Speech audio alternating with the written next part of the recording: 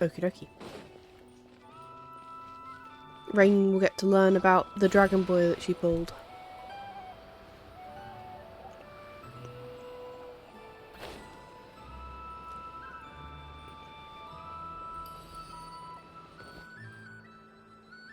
I don't think we need to do the recollections. I remember a lot of I remember a lot of Durin's stuff.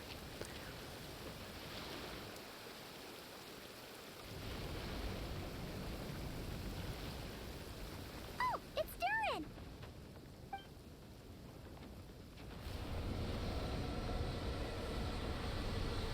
Hmm? Traveler in Paimon? Huh. I'm sorry. I hope I didn't scare you. Oh, no, you didn't scare us. Just gave us a little surprise. Looks like you've gotten even more powerful now. I don't know. It just feels like it's gotten harder to control. I didn't mean to strike so hard. I'm so relieved you didn't get hurt. He's so It's cute. all good. We've had worse. Ah, no, don't worry about that. It's been very stable ever since I got this body. Albedo made sure of that. What you saw just now is something that only started happening recently. Maybe I'm still acclimating or something. I'm sure it'll clear up over time. Anyway, what brings you here? Did you need something? Well, The day that the writer and the watcher crossed paths was the day that the magic known as storytelling was born. so, she asked us to come. Miss Alice? Oh, you too? I guess I really do need to work on my impression. Well, never mind that. It's been too long, Mini Durin. And please, that's Aunt Alice to you. I have brought you and the Traveler together here for a very important purpose. It has to do with your mom. My mom? His mum. Indeed, fairy tale author extraordinaire, Anya Marie Andersdottir. See, I knew this would be right up your alley. Now then, if you'll open the book, I will begin narrating. Okay.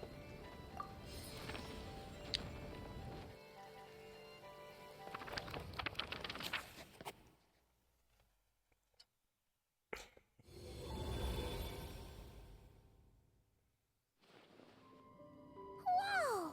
What is this place? It reminds Paimon of Simulanka. The two are indeed similar. Both worlds were built using the same magic after all. Hi Alice. Oh my god, she's gorgeous.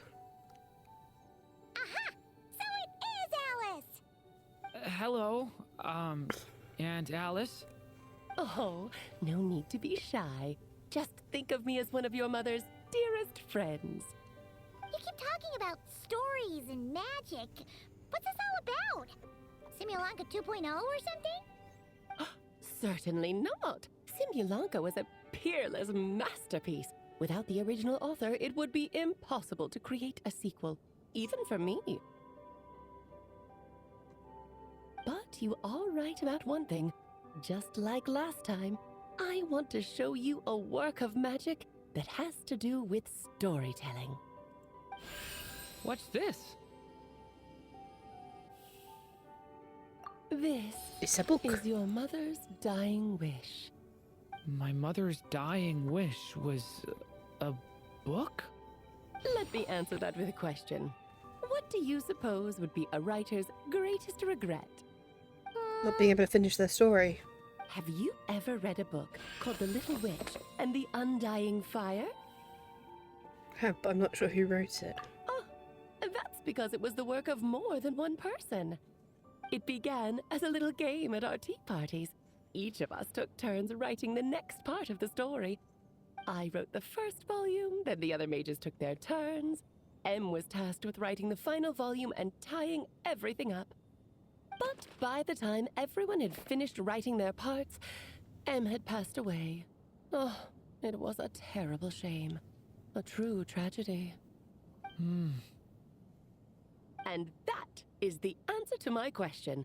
A writer's greatest regret is to leave a story unfinished. That's what I said. But all is not lost. I couldn't stand the doom and gloom of it all, so I went ahead and wrote an ending myself on her behalf. Then what's this book? This is the answer your mother gave to the same question. In her eyes, this was her greatest regret. She made me promise that I would bring it to you because she believed the only person who could resolve this regret is you. So my mother's greatest regret is another unfinished story? I think it's yours, buddy. You could say that. And I guess resolving the regret means finishing the story? That's one way to put it. Oh, is a straight answer too much to ask for? Yes. Her answer was quite the opposite of what I'd expected. But oh, how touching it was. I'd love to tell you what she said, I really would. But that would spoil the plot, and we can't have that. Spoilers ruin everything. Oh, Oh. and she's gone. Make do with the breadcrumbs. Just think of this task Oh, as she's back. giving a story a much-needed ending. All I ask is that you do your best. I understand. But I only just started learning human script, and I don't have any writing experience at all.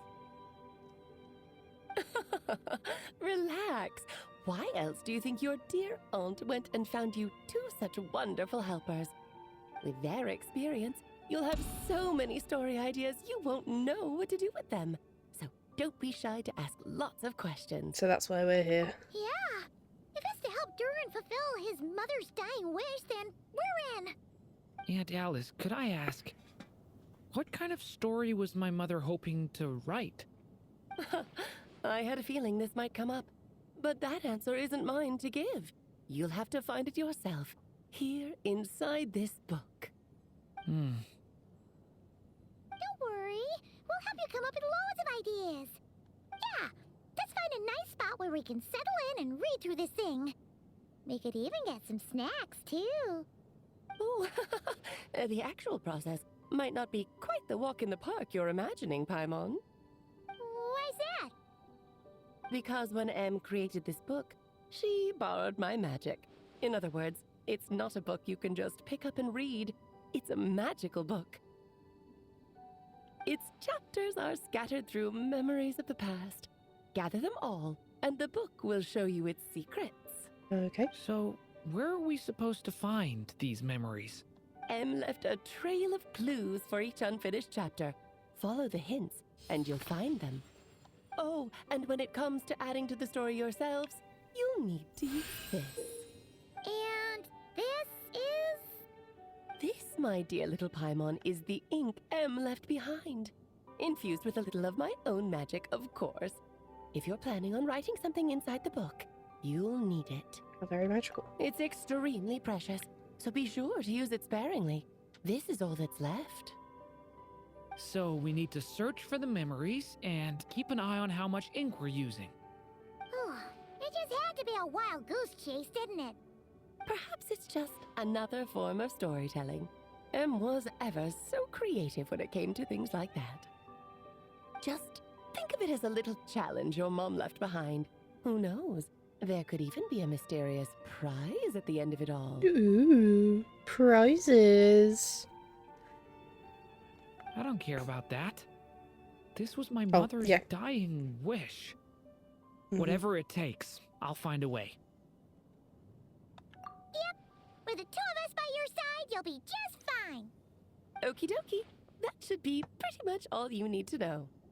Oh, and once the story's complete, do let me have a little look-see, okay? I've read everything she ever wrote, so naturally, I can't miss this one. How will we find you? Yeah. Most of the time, you're pretty hard to pin down. Don't worry, I'll know when you're finished. Just wait for me to reach out. All right, off you go. I can't wait to hear how the story ends. Okay, Alice. Was the day the magic known as storytelling was born.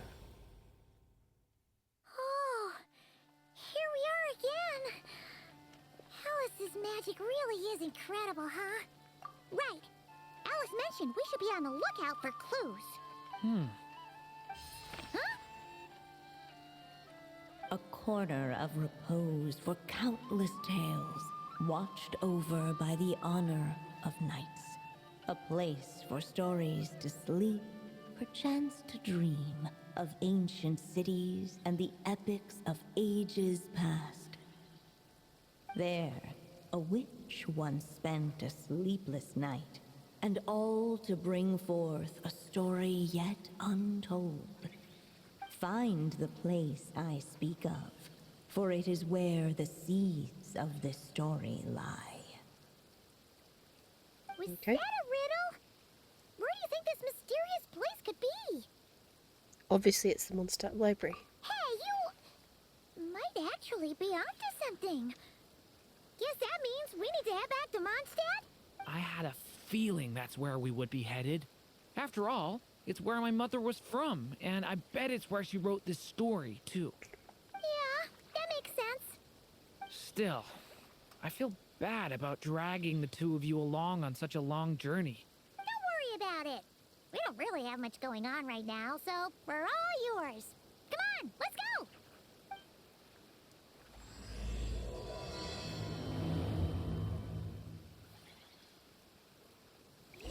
Here we go. To Mondstadt. God, this map is massive.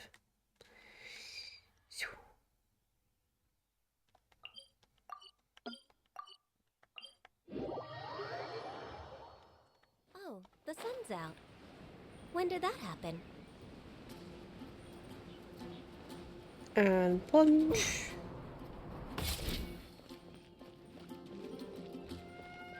Here we go. Time to find the birth of storytelling.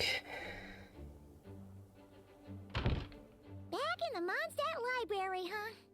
Talk about a trip down memory lane.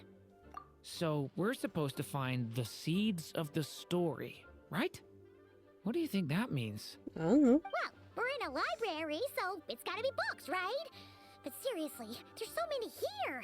How are we supposed to know which ones we need? Making a racket in a library? You should know better than that. Oh, hi, Lisa. Lisa! Oh, sorry about that. Now, who do we have here? Ah, my golden-haired cutie. And my little horn cutie, too.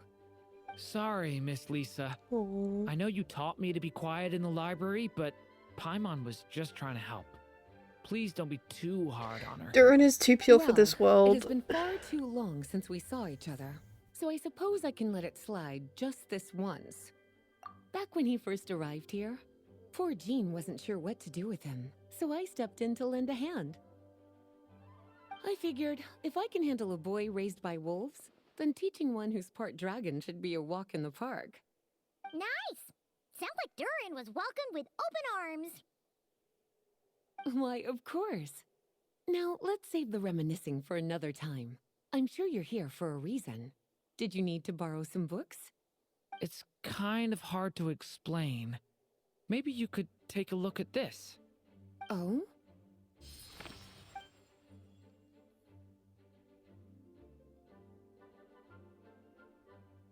Ah, I see.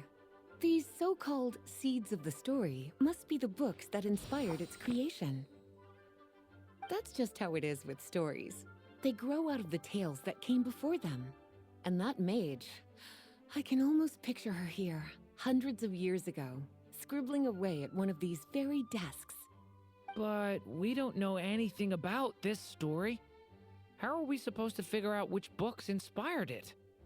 As it happens, just before I found you here, I was looking into something rather peculiar.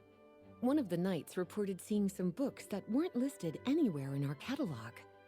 Stranger still, just as he went to reach out for them, the books vanished into thin air. And then a while later, while he was browsing through other shelves, there they were again. Seriously? That particular knight knows this library inside and out. I'd be very surprised if he was seeing things. Something tells me these might just be the magical books you're after. According to the report, there are 3 of these books in total. I'll be relying on you to track them down, cuties. Oh, that one's not voice lined. Interesting. Wait, maybe it was. Oh, I think I bumped my volume control. Oops. Kinda looks like a poetry collection. But why is part of the title missing? Let's see what Lisa makes it.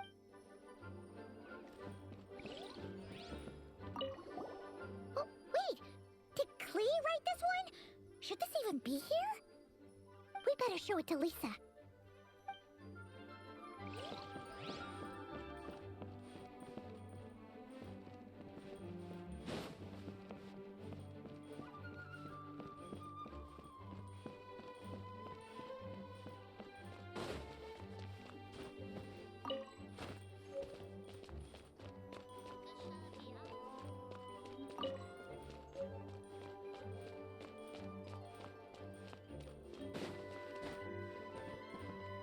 Hmm.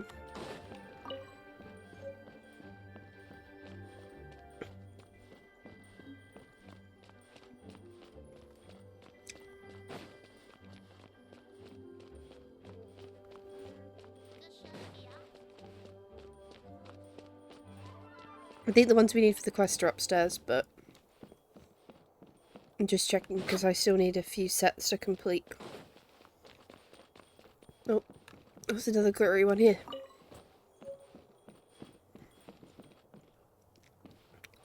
Seeds brought on the wind will sprout in due time. Oh yeah, they're over here.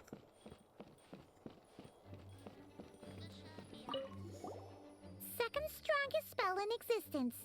Do not show Klee. Wait, there's actually a book like that right here in the Mondstadt library?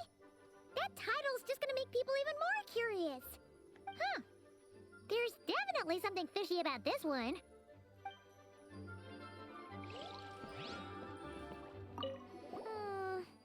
Let's hang on to this one for now. Could be one of the ones we're looking for. It's one of M's after all.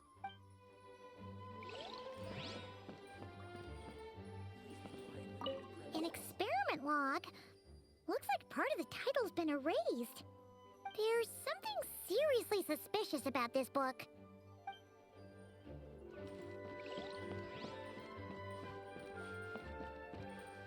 Right, that might be it.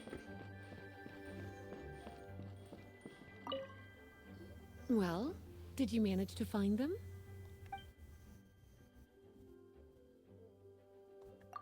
Huh. This book definitely doesn't belong here. Yeah, we can tell just from reading the title.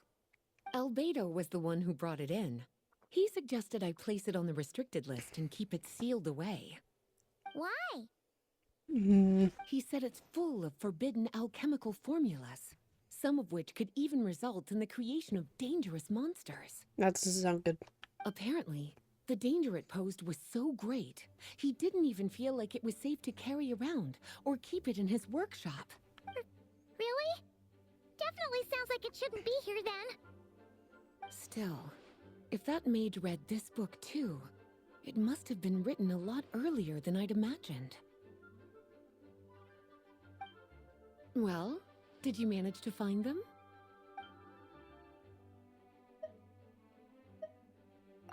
Truly extraordinary, and certainly not the kind of thing that should be just lying around.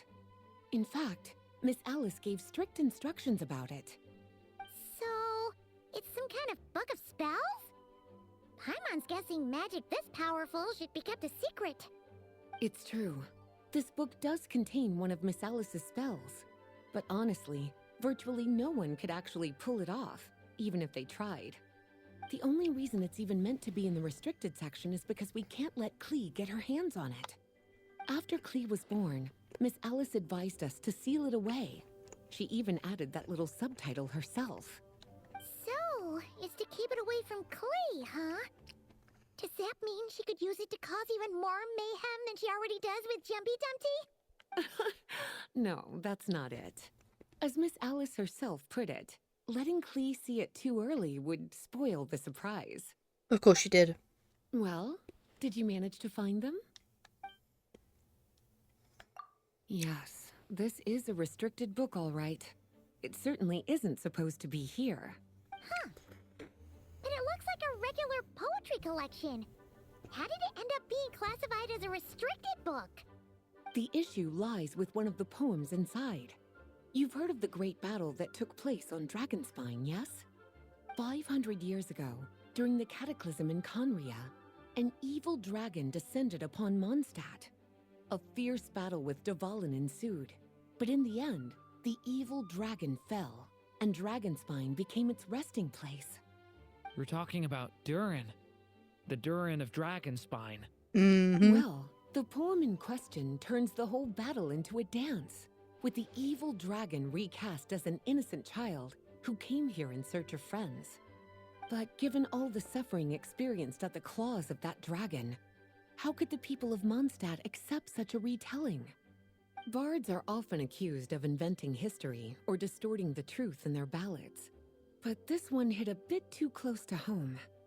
And since the knights back then were unable to track down the author, they decided to ban the entire collection, blot out the title, and seal it away for good. So the version in the poem, it was all a lie? I'm afraid that question is something only the dragon himself could answer. Well, would you look at that? Seems like these are the little troublemakers you're after. And all three just so happen to be forbidden texts. What kind of story requires reference material like that, I wonder? Forbidden texts? You know, the first time you mentioned that the library had a restricted section, I thought you were just trying to scare us. Are you saying it actually exists? Not really something you should be poking your little nose into, is it, cutie? Sorry. Seeing as it was Miss Alice who asked you to look for these books, I won't question the matter. But they'll need to be sealed away again once you're done, so don't forget to return them. Don't worry, Miss Lisa. I won't forget. Well then, that's all from me. After all that hard work, I think I've earned myself a nice cup of tea. Bye, Lisa. Alright, we've gathered all the reference books. What's next?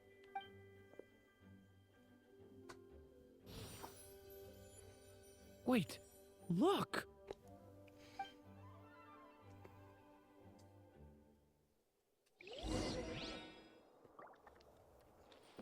Into the world within the book.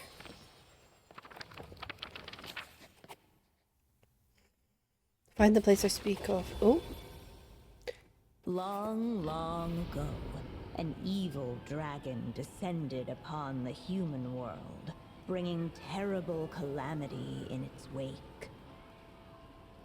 Bravely did the people resist, until at last, the dragon lay slain.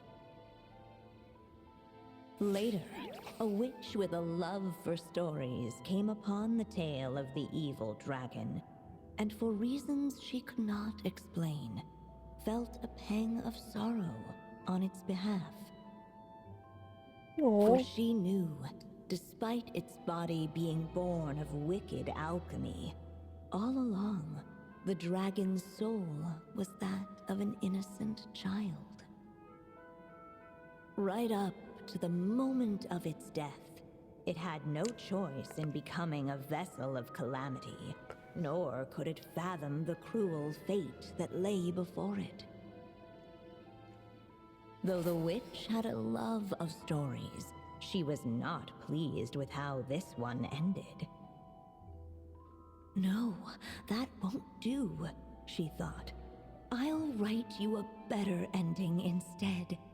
And so she set off to do just that, borrowing a little magic from her friend. With it, she wove a dragon's egg, resolving to rear a dragon child of her own. Yet long in thought she lingered, wondering what kind of world her little dragon ought to behold upon waking.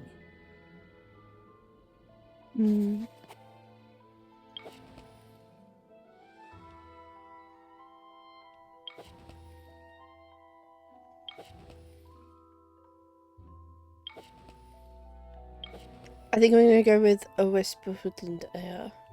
At last, she made her mind up, adorning the cradle with a wisp of woodland air.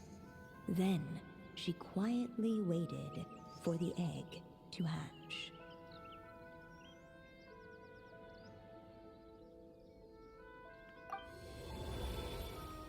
Whoa! We're actually inside the story! This must be Aunt Alice's magic. That was the opening we just heard. Yeah! A story about me? Yes. Why don't we just see where the story takes us? All we know is the beginning at this point. Okay.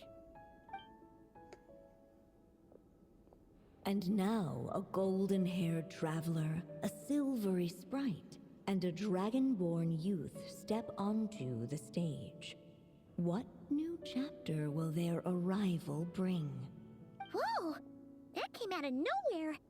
Was that the same voice we heard just now? Sounds like the story even has its own narrator. Yeah. But why does it sound so familiar? I've missed this. It's just like the stories my mother used to tell me. You mean... Em? She used to tell you stories? Oh. Yeah, she loved it. Back when she was still alive. Sorry, we should focus on what we're here to do. So, now that we're in the story, what's next? The dragon youth wondered aloud. Yet all he could do was wait for the story to unfold.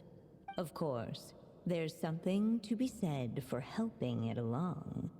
Perhaps a little exploration could prove fruitful.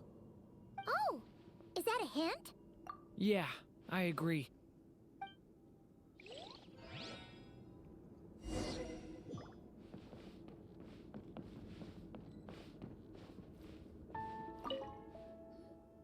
Look at all these books! Guessing the witch did a lot of reading while she was waiting for the egg to hatch. It just so happened a dragon egg wasn't the only thing she was incubating here. Where else might a story be born, if not among books? Oh!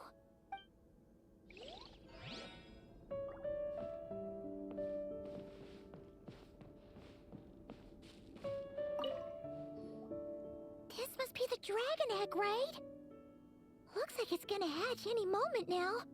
So we've got a dragon egg about to hatch, a witch who loves stories, and that evil dragon we heard about at the beginning. Yep, it all adds up. This is my story, isn't it? Sure looks like it. Okay, so how are we supposed to help the story along? It feels like all we can do right now is wait. Apparently, it hadn't dawned on the group to look for a way to help the egg hatch faster. Oops. Oh, right! We're at the point in the story where we're waiting for the baby dragon to hatch. So that has to happen before the story can continue. With the flames at his command, perhaps the dragon youth might be able to provide the egg with sufficient warmth. What? You want us to roast the dragon egg? The silvery sprite's surprise betrayed her lack of reading. For in countless tales, it is told that only by fire's embrace will a dragon's egg hatch swiftly. Huh, you kinda have a point there. Okay, I'll see what I can do. After Durin releases elemental skill, binary form, divergence, and division. Both his elemental skill and normal attack will be converted into special forms.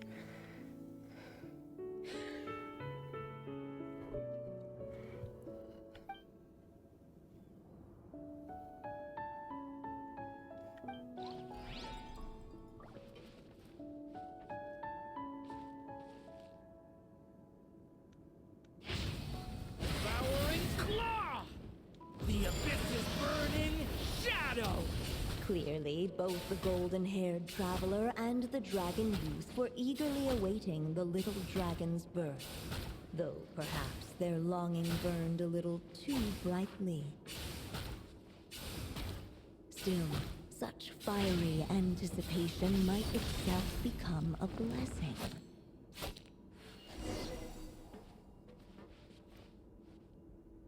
At last, under the witch's expectant gaze, the little dragon broke free from its shell. Oh, it's so No living being has ever decided the moment of its birth. You were no exception, my child. I brought you into being because I willed it so, just like the witch who created that evil dragon. But I promise you this. Your birth was wanted.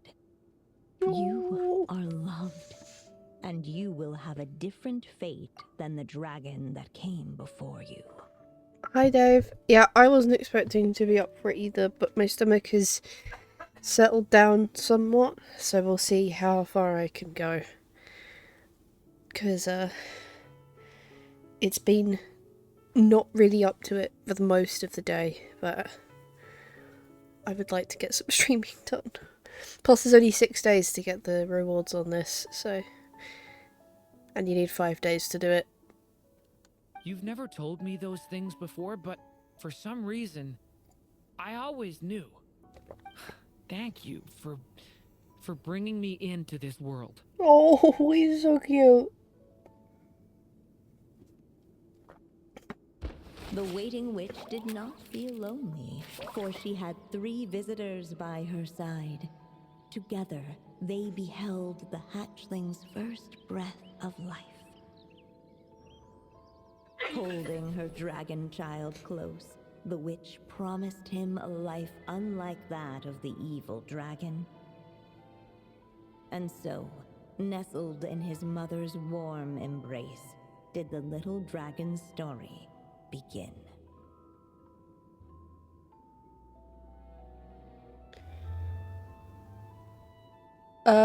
I think Laura said that she won't be doing this soon. You would have to ask Laura. I don't think she'll do this on stream.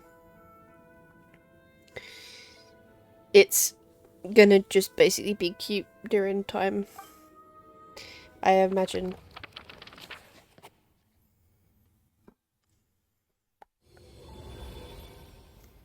Wait, isn't this Mondstadt? Looks like we're back in the real world. Ba, ba, ba, ba, Looks like there's ba, more written on ba. the page now and less ink left than before. So, does that mean we've completed this chapter?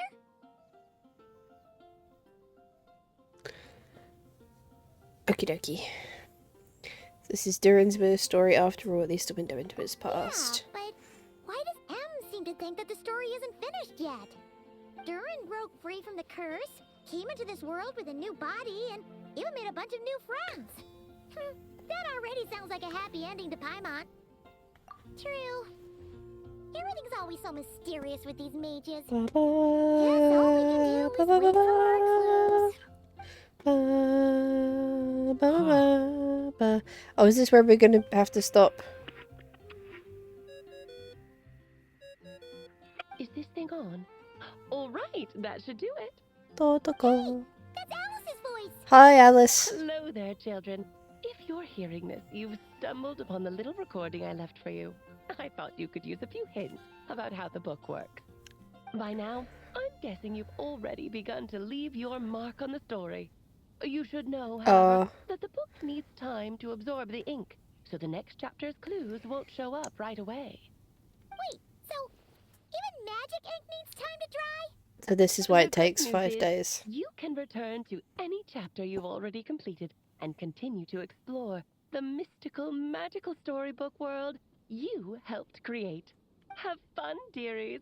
Toodles! Oh man! Paimon was so ready to knock this out in one go. Maybe it's for the best. Sooner or later, we'll end up being whisked off to another world again, and if that happens, who knows when we'll be able to come back. So it might be good to take a break while we can. A break.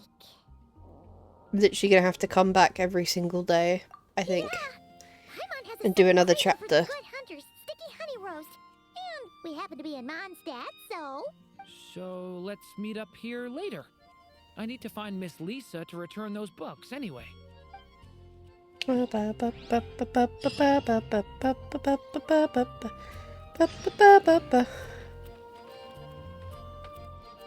Chapter unlocks in 8 hours. Yep. Yep.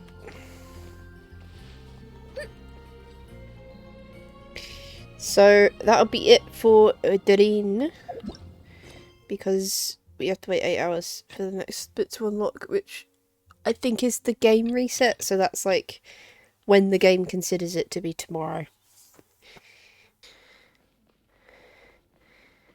This has been really cute so far. Basically, little Durin is the attempt by his mother to give another dragon an attempt at a better ending, and the quest is all about his life story with his mum. Any more clues for us? For us? Yeah, I was just about to come find you. Let's see what it says. Let's see. Now sprout to life the story's seeds, stirred by wind-born melodies.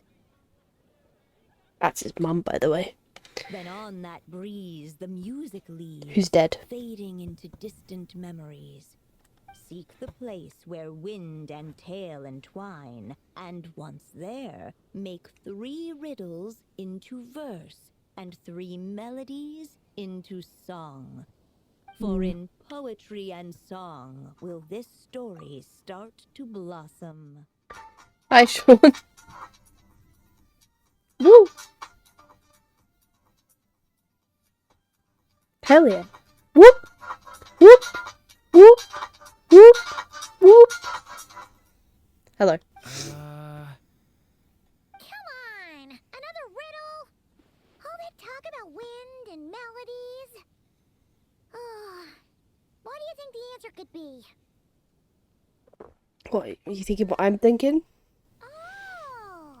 Care to elaborate? Wind? Music? Poetry? Tone deaf birds gotta know the answer. Oh no, we cannot let Dragonfucker near the Durin. Durin is a dragon and a child. You mean Lord Barbados? Albedo introduced us when I first arrived in Mondstadt. I mean, someone like me was bound to catch his eye sooner or later. He's the worst kept secret. It's better that it's out in the open anyway. Now, how should we track him down?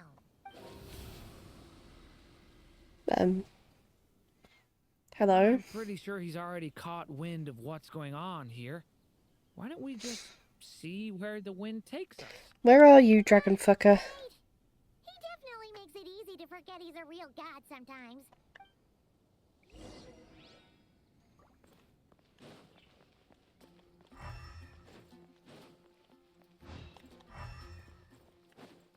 Bentai?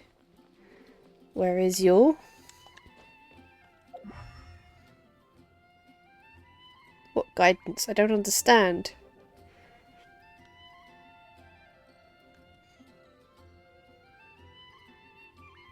Am I being really dumb?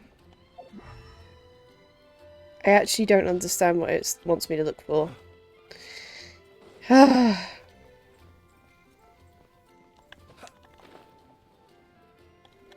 Ventai. Oh, there is Ventai. He's just standing over there. Follow the guidance. I just found him. Traveler, Paimon! What a sight for sore eyes! Ah, and the little dragon from the fairy tale world. I heard your voices calling out to me on the wind. Something about needing help with a riddle? Sorry to disturb you, Lord Barbados.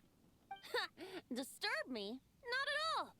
To tell you the truth, I'm just as curious about this riddle as you are. Let me take a look. Riddle. What is it? He finds it very funny. Got the answer? 3 riddles and 3 melodies. That sure takes me back. The answer you seek lies hidden in memory. Looks like running to Tone Deaf Bard was the right call after all. Long ago, those mages came to Mondstadt, seeking to test their strength against mine. But I replied, let us make music, not war, and resolve our conflicts through song. So I strummed my lyre and sang them this verse. Oh wind, welcome now, my guests. Pass through verdant leaves unseen, where shape your formless self may take, and offer up a graceful scene, a fleeting gift for welcome's sake. Leap at the edge of a sea of clouds, where land meets sky and sky meets ground. There frighten off the noisy crowds and bring my guests a calm profound. Fly beneath I think you can really tell his VA is a woman when he's singing. aside, that my dear guests with starry eyes may share the dreams they hold inside. Now go to where I vowed to keep a quiet spot for them to sleep. No clash, no contest bars the way, just tea and mirth to fill the day. There you have it, the 3 melodies. As for the answers to those 3 riddles, I trust you can guess them by now. The woods, the edge of a cliff, and the sky? Correct! Funnily enough, your mother was also the first to solve it, all that time ago. Oh, There must be some kind of special rapport between those who write stories and those who sing them. The woods, a cliff, and the sky. Oh! So that's where it is! I suppose the spot that answer points to is where you're headed next. You should know, after solving my riddle, the mages even accepted my proposal and made that location their official meeting spot. And going by what your book is suggesting, once you found it, you might want to try playing the melody I just shared with you. Guess you can be pretty reliable when it counts, huh? Great animal archon? mm-hmm. Thanks for the help, Lord Barbados. Still got questions for me, huh? Yeah,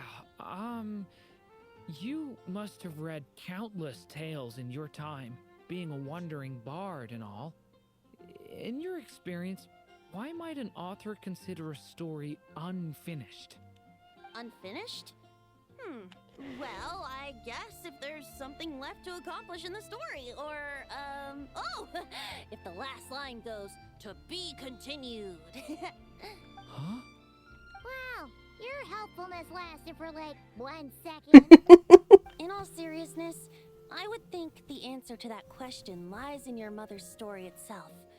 It's not my place to pry any further. All right then, we should get going. We shall. Right, head to the mage's meeting spot, which is where this domain is. So we can just teleport. Okay, we're here!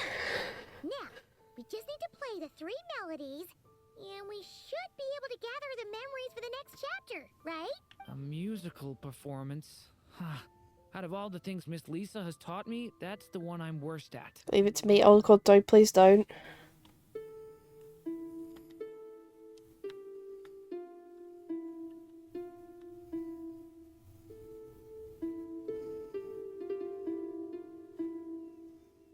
I'm terrible at this.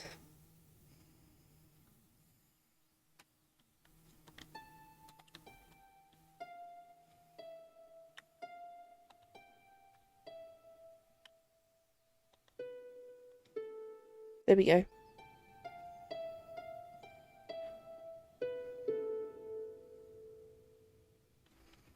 One more.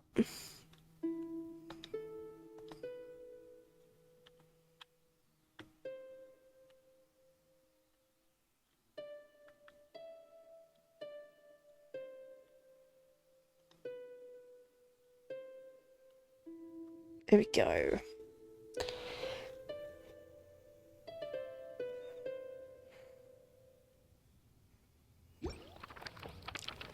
We did it! The prophecy. Even a war that shook the world could not halt the witches' gatherings. Yet even so, with the passing of time, 3 of their teacups no longer came to be set. The witches did not linger long in sorrow, for the Story Witch had brought glad tidings of her own. Born was her dragon child, safe and sound. Aww. Her fellow witches offered up their blessings, eagerly debating how to celebrate the child's birth. Look at all of them. What should we use to celebrate the birth? Sweet candy or vibrant balloons? Bye bye, Dave. Enjoy your trip to Asdar. Pick me up a Mars bar, will ya? Cheers. I'm gonna go with balloons. In the end, they settled on the most vibrant balloons they could find. After all, what could be more joyous than the arrival of new life? And so, the witches' gathering turned into a birthday celebration. Aww. So, we're back in the story world, huh? As if from nowhere, new guests appeared at the witches' table. Perhaps they too had come to celebrate the dragon child's birthday. It's a birthday party. While everyone else was busy thinking about what kind of gift to offer, these 3 seemed to have come empty-handed. Oh. Hardly the recipe for a warm welcome to a birthday party, now is it? A gift?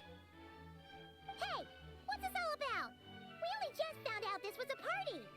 While the guests voiced their complaints and grievances, perhaps they should have been wondering what kind of gift to give instead. So, We're getting sassed by the narrator. gift to advance the story? Perhaps it would be a good idea to have a look around. Why didn't you just say so? It's the baby Durin. He's a little baby.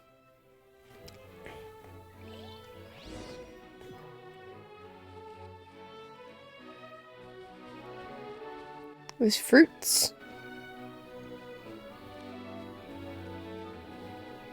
Ah, on this table. Hey, could we use these as gifts, maybe? At last, the guests found something to give the dragon child. Guess that's a yes then. Which one should we go for? Still, the guests wondered, what kind of gift might the little dragon really want? Should they put a warrior's sword in his hand and send him out on an unstoppable quest to save the world? Or perhaps a wandering hero's slingshot and the promise of a life of endless, uncharted adventure? Or maybe even a scholar's tome and the chance to take on all the world's unsolved mysteries. Okay. Wow. That's a lot of pressure all of a sudden. What do you think? Oh yeah. Technically, we're actually picking a gift for you. So, which one would you prefer? You want me to choose? Wow, this feels kind of special. Aww. How come? For as long as I can remember, I've spent most of my time living in the stories my mother created. I always thought my mother had everything written out for me already, just like the toy figures in Constellation Metropole. What I wanted to do with my own future. Huh. That's something I've never really thought about. What did I want back then? Ah. This is the first time I've ever asked myself that question. Sounds like this is the perfect opportunity to answer it then. It's been a while since you left Simulanka, and after everything that's happened, it might be about time to start thinking about your future. Then let me give it some thought. No pressure or anything, it's just your future. Oh. Do we want... Do we want to be able to... See, he is a sword user. canonically. Do you want to give him adventure, glory, or the pursuit of knowledge?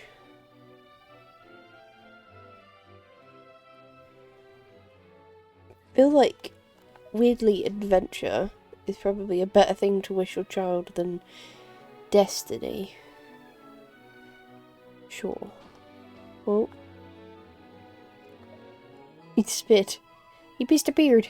Let's go with that.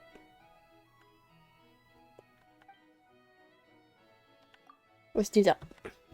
In the end, the guests settled on the wandering hero's slingshot. A wandering hero. So, you're an explorer, just like us. I guess you inspired me. Aww. During our journey from Mondstadt to Notch, He's a cutie patootie. we passed through many places and encountered all sorts of different people. But despite the immense distances between them, there was always one topic that kept cropping up. Your accomplishments. Well, we are world-renowned adventurers, after all. Come to think of it, isn't a wandering hero basically the same thing as an adventurer? I've always thought of adventurers as people who chase after stories, and in doing so, they also leave behind many of their own. I'd like to become someone like that, too.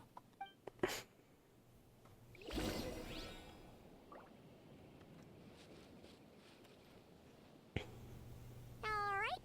They should let us in now that we've got a gift, right? Hello there. Brought a gift this time? The newly arrived guest presented his gift, wishing the little dragon a future as a wandering hero, free and unburdened. Accepting the guest's blessing, the Story Witch invited him and his friends to take their place around the table. Finally, she could introduce them all to her dragon child, telling all in attendance about the moment of his hatching, and of course, the name he'd been given. It was then that the Seer Witch, diviner of the stars, withdrew her gaze from the heavens and turned a sorrowful glance upon the little dragon. You gave him the same name as that evil dragon? That's right. But the life I intend for him shall be very different. What folly to love so blindly. For as you must know, a name is the mirror of destiny itself. He who bears an evil dragon's name must also inherit the fate of its previous owner. His fate has been foretold. Then I'll rewrite it. The witches at the table fell silent, for they knew the Seer Witch's words had never once proven wrong. Yet, just as clearly, they recognized the Story Witch's resolve. For there is scarce a force in this world more fearsome than a mother's love. The baby Durin is so cute. At last, the Merry Witch stepped forward, dispelling the uneasy silence. So be it. Then we'll all lend a hand. Together, we shall rewrite this child's fate. Aww. You mean to defy one of the fundamental rules of this world? I refuse to be shackled by such rules. That's very Alice. This is a witches' gathering, is it not? What could be more fitting a subject for this occasion than to defy them? Oh? Sounds like an interesting experiment. I suppose, were we to succeed in this endeavor, we might bring a touch of wonder to this otherwise dreary sky of stars. The Merry Witch finally talked them all round, just like she had done many times before. Warm and strong as the sun she was, so much so, in fact, that those who her light shined down upon had no choice but to bask in it. And so the witches readied their gifts, 3 marvels of the cosmos. For this child, I shall decipher the ravings of the heavens and lay bare before him the trickery of fate. For this child, I shall leave a formula powerful enough to unravel the very origins of this world, that he may seek another solution for the conundrum of his life. For this child, I shall call upon wondrous magic to make possible his impossible wish. All the Story Witch had was the pen in her hand, yet with the love that flowed from it, she resolved to bring forth a marvel of her own. Aww, this is so For cute. this child, I shall leave behind the last story I will ever write, and with it, a path to an ending yet untold. With the witch's blessings given and received, the little dragon's fate at last began to turn. In the midst of the dragon child's birthday celebration, the seer witch proclaimed her prophecy. The child had been given the evil dragon's name, and with it, the burden of its fate.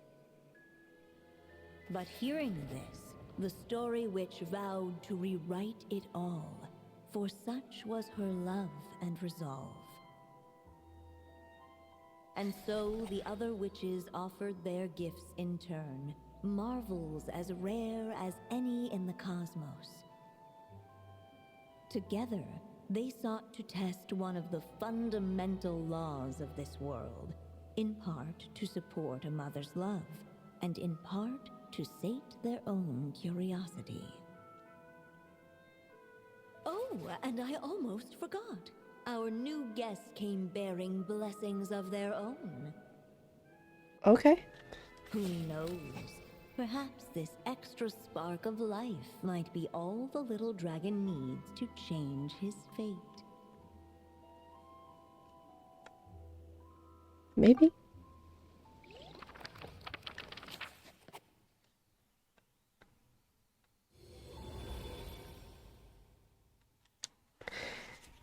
Chapter 2. Looks like we've completed this chapter too. Those witches in the story were the mages at the Hexen Circle, right? They sure seem to care a lot about you, Durin. But, Paimon kinda had trouble following their conversation. Just a bunch of mystery, as usual. The evil dragon's fate. Oh, is that what you're worried about? But didn't we already take care of that? Ah, the mages must have had a hand in that, too. Also, I was just thinking, which part of the story are we even meant to be completing? Oh, That's a good question. it feels less like we're filling in the gaps and more like we're adding something new altogether. But we use the ink, right? And the book hasn't given us any more clues, so that must mean our task is complete. At least for now. Mm-hmm. Yeah, I guess we're doing something right. Don't worry, even if we run into trouble, we can always go ask Alice. Maybe I'm overthinking things. It's just, this is my mother's final wish, so I don't want to mess it up. We know, buddy. Anyway, We know. thanks for all your help. I'll let you know as soon as the book reveals a hint about the next chapter. That'll be tomorrow. See you in the next chapter. See you then. Right, dragons. Some say the god of fate calls the outcome Bye, of every Kaya. dice roll before it's even made. And that's why the secret to winning a lot of games is having that god on your side. Your luck is amazing, Kaya. Your turn. Give it another shot. Fear not, O Crimson Dragonborn, for I, the Princess of Ertalang, have bestowed upon you the benediction of the midnight hour, and with it you shall surely smite this usurper. Mein Fräulein means to say she's rooting for you in secret. Oh, and that you must, at all cost, defeat the one who snatched her limited edition card back. You've got it, Durin. Kick his ass in TCG. Oh, that doesn't look good. I'm not too sure if that counts as good luck or bad. Tis not but the perfidious machinations of fate.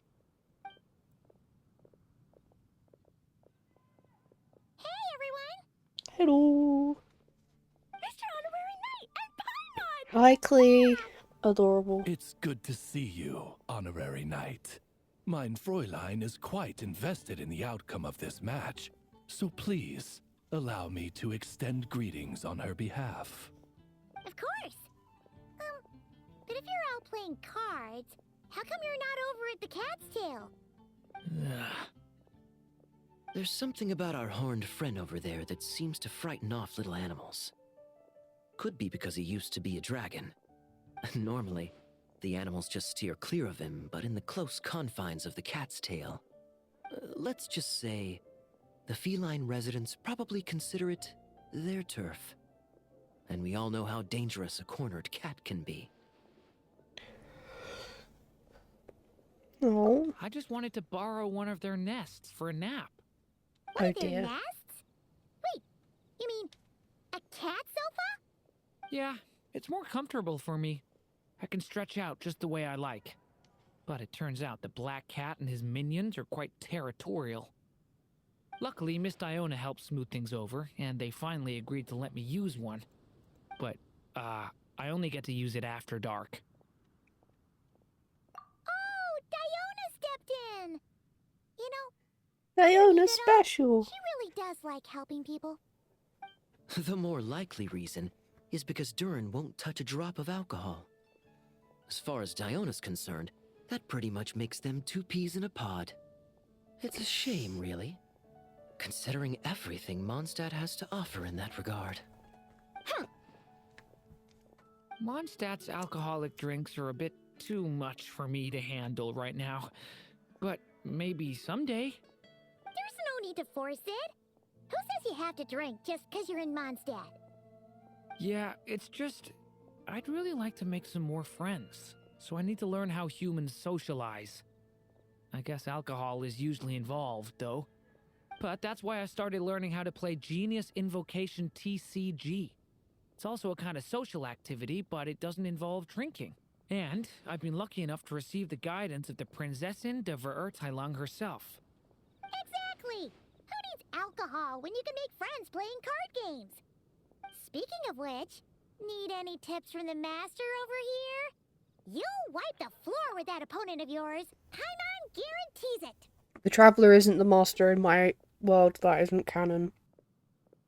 Unfortunately, with the luck he's having, not even that legendary card master from Sumeru could turn things around at this point. Yeah, that last roll wasn't great. But who knows? Maybe you'll have better luck next time? He keeps getting the exact same roll over and over. This is the third time already. If there really is a god of fate, they could have cut this kid a bit of slack. Like, I don't know, make it possible for him to roll at least one other side of the dice? I think I've lost. Must even a dragonborn, sanctified by the power of benediction, succumb to fate's insidious snares? Don't be sad, Durin. You'll definitely win the next round. You can even borrow Dodoko if you want. Mom says she brings good luck. Thanks, Clee, but there's something more important I need to take care of now. Oh, okay. So, the book's given us another hint, right? Yep, and I think I've guessed where we're headed this time. Come on, follow me.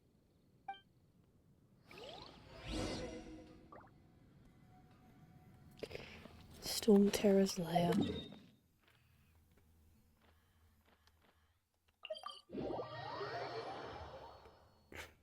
I don't like where this is headed.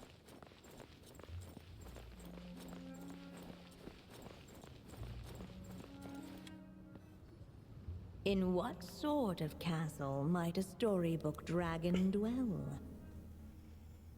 The witch turned to a mighty dragon born upon the wind to seek her answer. From afar, she beheld a solitary castle, standing lonely beneath its wings, and wrote it into words. Its walls kept out the wind and rain, yet also cast a solemn shadow.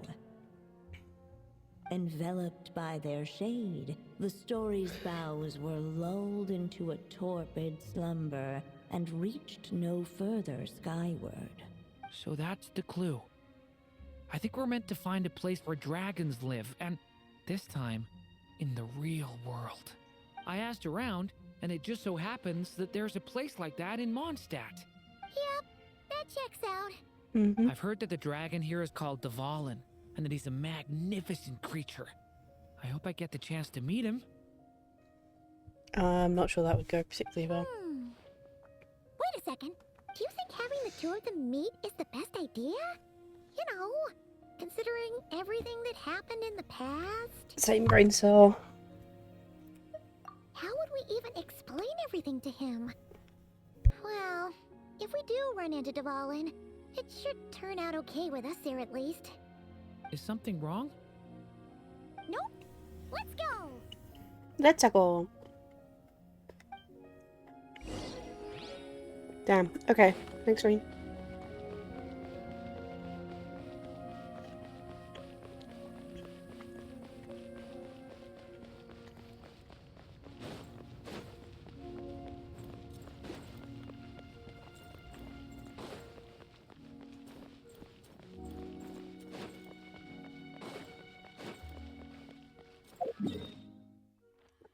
We'll just teleport in.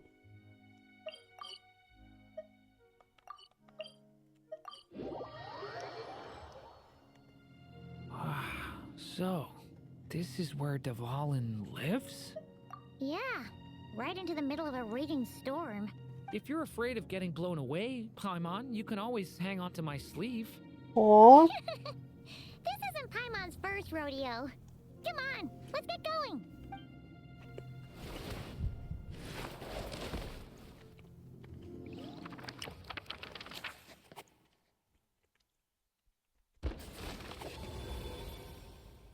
The little dragon grew with each passing day, and the story witch, who loved him dearly, built him a big, beautiful castle.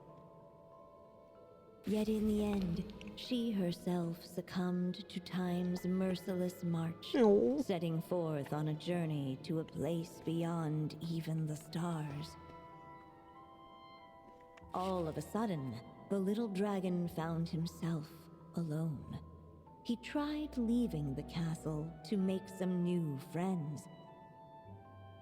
But already, he had grown the claws and scales of an evil dragon, just as the prophecy had foretold. Afraid he might hurt someone, the gentle little dragon hid within the castle his mother had built, and came forth no more.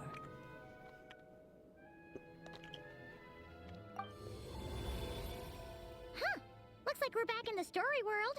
And from the sounds of it, this chapter must be about Simulanka, right? Yeah, like the fairy from the Forest of Blessings, the king of Constellation Metropole, that cat lady who turns into a box. Ah, yep. That will be Nilu, Navia, and Kirara. Oh, and there's Hat Guy, too. Only lately, whenever I see Hat Guy, I get this strange feeling. What kind of feeling? It's like there's something on his mind. He hasn't told me what it is, but I can sense it all the same. Well, he's always been kind of broody. I guess I should focus on fulfilling my mother's final wish for now, though. Yeah, we should get started on this chapter. So, let's track you down and free you from fate's curse once again. Thanks, Rain. That day, a small band of adventurers suddenly arrived beneath the castle walls. They promised to help the little dragon cast off the curse of fate. Yet as they stood beneath the castle walls, it appeared they had no idea how to even begin. Hey! Instead of making fun of us, how about giving us a hint? The little dragon had shut himself inside the tall tower at the castle's center. Anyone who wished to reach him must traverse the barriers that wall off his heart. Looks like we're in for another long one. Let me try something. Ooh, do you have an idea? If that little dragon in the tower used to be me, then surely I'd know how he shuts people out better than anyone. Fair Come enough. on, follow me. Oh, sorry. I didn't mean to punch the microphone.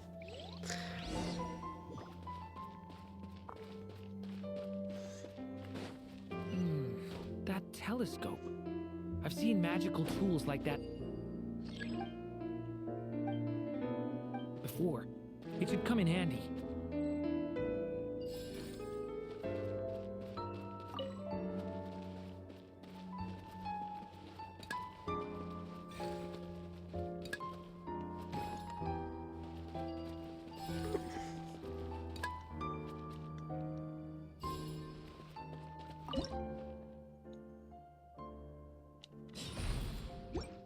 Woo! There we go. That block just got bigger. We can get past the obstacles ahead by using these blocks to jump upwards.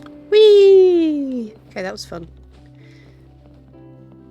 Baguette. Baguette to you too, Dave. Baguette, baguette, baguette.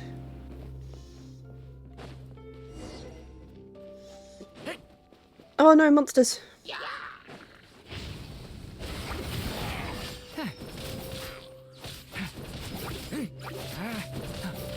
Scatter!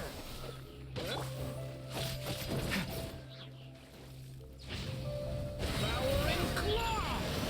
Stay away from me!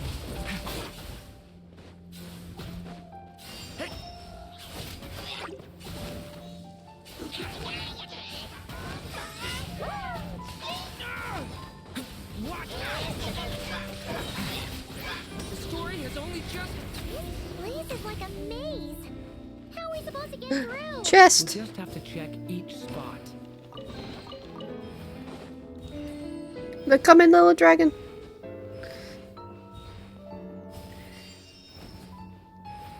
Fish cheese skeleton.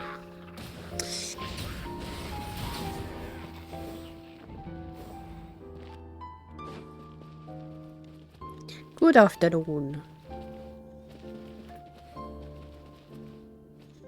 We should be able to use this block somewhere. Oh, I miss Simulanka. They absolutely should have made that permanent.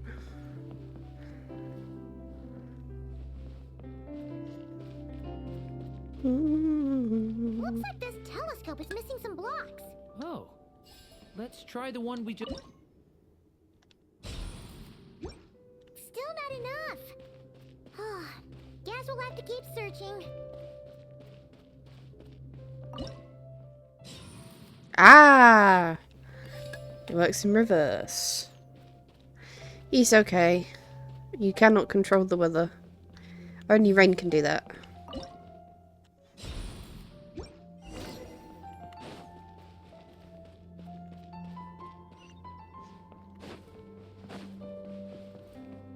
Look! Seems like someone's stuck down there. Should they continue towards the tower or plunge into the shadows to rescue those in need? A difficult dilemma indeed.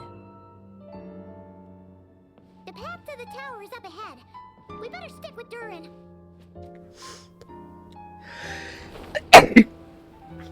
Sorry.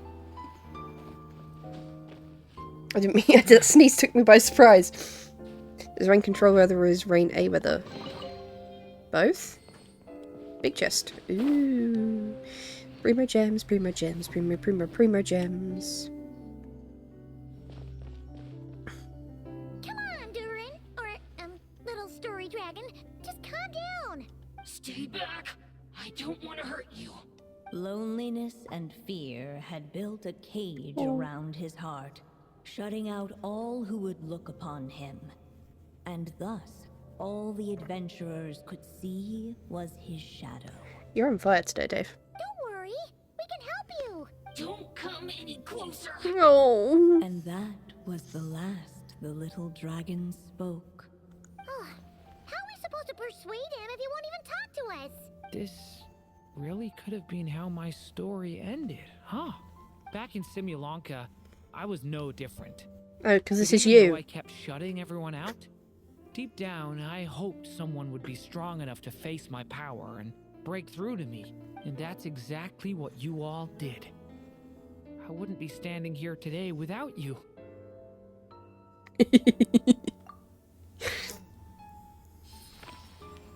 Despite the little dragon's silence, once more the story witch put pen to paper, and a miracle came to pass. The flying squirrel fairy, the giraffe king, and Catbox Lady arrived at the tower where the little dragon was hiding. But this time, guided by the miracle's light, they were able to traverse the shadows with ease. Unafraid of the little dragon's claws and scales, they came to be his friends, just as he had hoped. Nilu, Navia, and Kirara?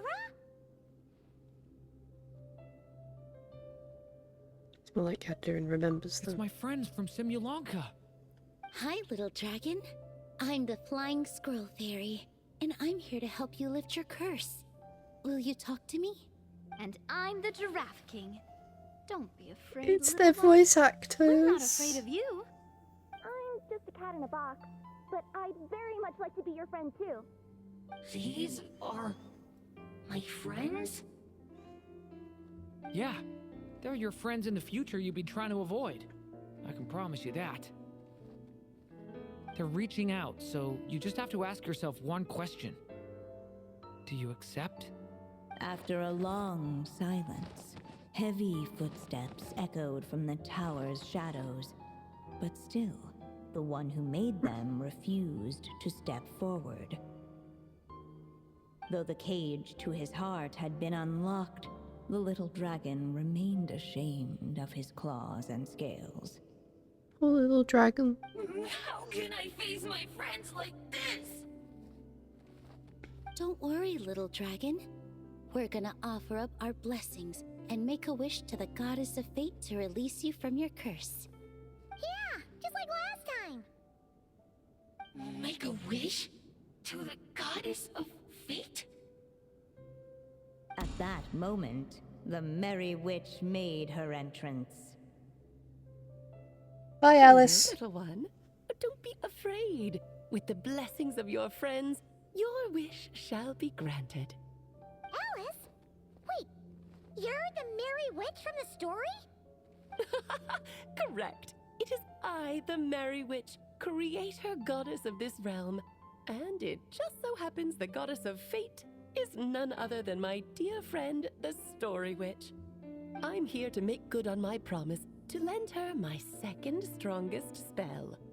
With this spell, she'll have the power to create an entire world. So naturally, granting your wish won't be a problem. Provided, of course, you receive your friend's blessings. But before we proceed, I must check something on her behalf. Little dragon, do you accept this blessing? I want to be your friend. So if you're offering, then yes. I'm gonna I cry. would love to have your blessings. Oh, he's so cute. Were it not for the adventurer's blessings, this tale might have ended long ago. Thanks to them, another ending was now possible. Simulanka was peak. Yet in that moment, they did not know if this blessing was truly a gift or just another trial in disguise. What? You didn't say a word when we actually needed a clue, but now at a critical moment like this, you turn up and start playing mind games? Another trial. That actually sounds about right. Be it the fictional problems of Simulanka or unavoidable conflicts in the real world, if you think about it, that's what they've been all along. But if it wasn't for those trials, I never would have met any of you. So, despite all that, I'd still like to give my blessings. That's the spirit! Come on, Durin! Let's help you make your wish come true again! On behalf of both my past and present selves, thank you, my friends. He's such a good Fortunately, boy. a brave band of adventurers heard tell of the little dragon's story. Determined to lift his curse, They fought their way through countless trials. To help him, they offered up their blessings and made a wish to the goddess of fate. At last, their wish was granted. Shaking off his scales, the little dragon stepped out of the tower's gloom. Oh my god, he's so cute! But his time in the world beyond the castle would soon teach him this gift would bring blessings and trials of its own.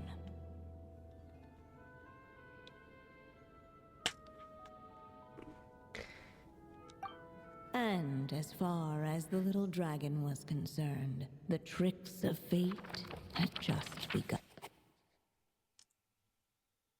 Oh, it cut off the gun there. Weirdly. It just begun. If this story was written by my mother, then surely that was the last chapter we just completed. Oh yeah! So, in other words, we finished it! Looks like that's a wrap on Alice's task, and there's even some ink to spare. Guess we'll have to wait for her to make contact, like she said. So, my mother's final story has finally come to a close. Sounds like you're a little sad to see it end. Back when I was still living in Simulanka, I was always under the illusion that my mother had never truly left. Every day I spent immersed in that world. It felt like she was right there by my side, still reading me bedtime stories. But now... Durin! That's right! Oh. And you've got so many other friends waiting for you back in Mondstadt! He makes me so emotional. Yeah. Speaking of which, after all that flying around, Paimon's starting to feel hungry again. So, why don't we head What a back to surprise. Mondstadt? Perfect excuse for a big meal with the rest of the gang. Now that you've fulfilled your mom's final wish, a little celebration seems in order, right? It's just a pity we never got to see that big, beautiful dragon. You were really looking forward to meeting him, huh? He might not be here all the time, but Paimon's sure you'll get a chance at some point. Alright, no worries.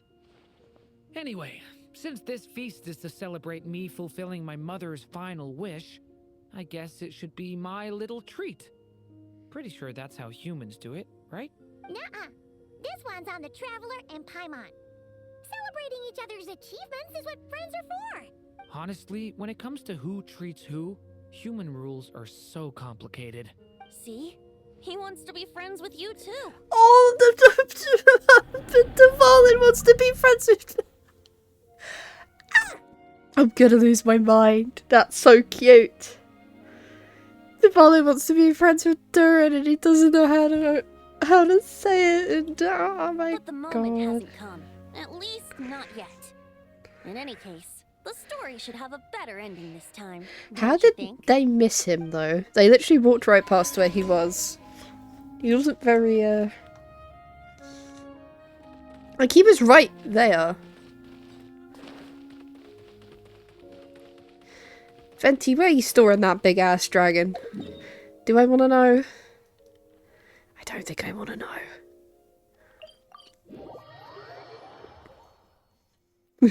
Flies silently like an owl.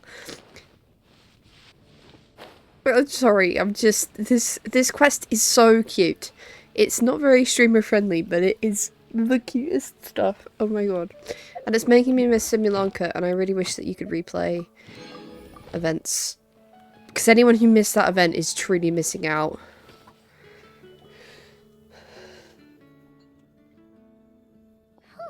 Feels like we were gone for ages. Hopefully, everyone's still here. So, your adventure was a success, huh? Want to grab a drink to celebrate? Absolutely not. No booze allowed. Oh dear. Mr. Honorary Knight, Durin, I want to hear all about your big adventure.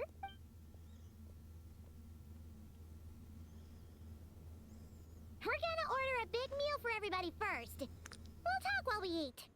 Yippee! Excuse me.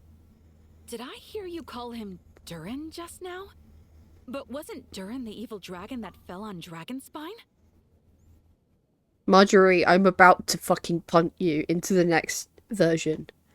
Leave my little cute dragon boy alone. He's just trying his best.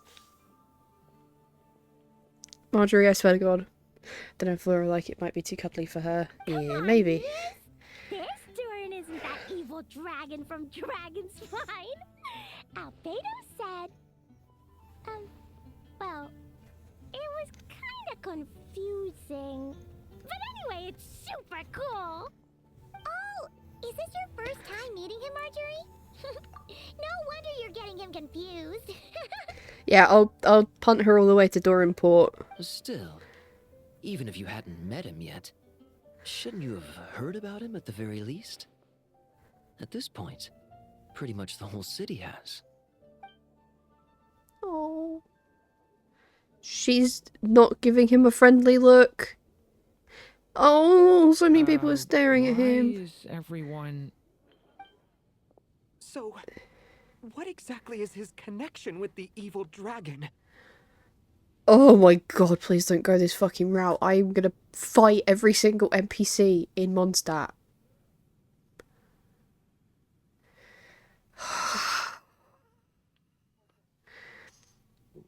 Wait, but those horns on his head.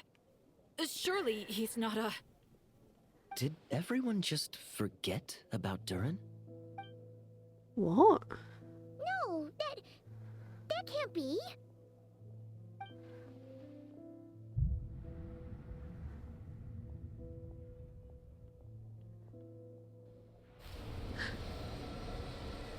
Durin? Durin? The eclipse of fate had just begun.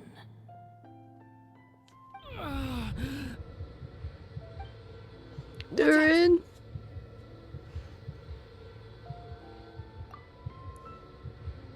Wait, they're shooting Klee. Oh.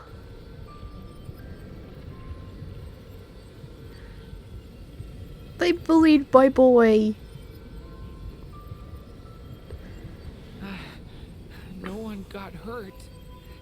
Did they? Oh. Someone call Albedo.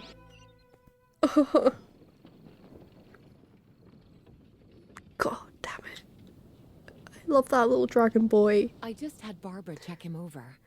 He's not badly hurt, but he seems to have burned through a lot of energy fending off some kind of dangerous power. He'll need some time to rest before he wakes up. So, can someone explain what's going on here? Nope. It seems like, aside from Durin's close acquaintances, the people of Mondstadt have forgotten everything about him. How could that even happen? Worse still, the abyssal power within him is showing signs of extreme instability. Could be a separate issue, though. I'm not sure. If the abyssal power inside him spirals out of control, Mondstadt will be in grave danger. I completely agree. Yeah. Albedo. As acting Grand Master, Albedo! I'll send a letter requesting Albedo's immediate return. Until then, the Knights will watch over Durin. That's pretty much all we can do right now. Also, allow me to look after this book for now. If you need to consult it, just drop by my office. Do you think the book might have something to do with what's happening? It's just weird that Alice still hasn't contacted us. Maybe we should head back inside the book and take another look.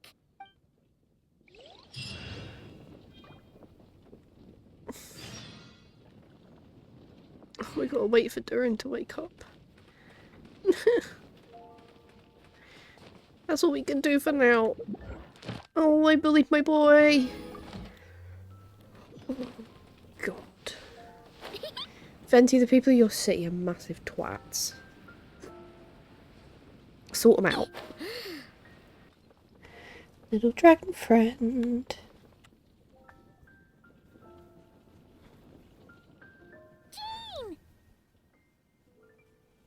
Hello, you two. I'm glad you got my letter. Durin's awake and waiting on the bench over there. I'm here if you need help. Just give me a shout.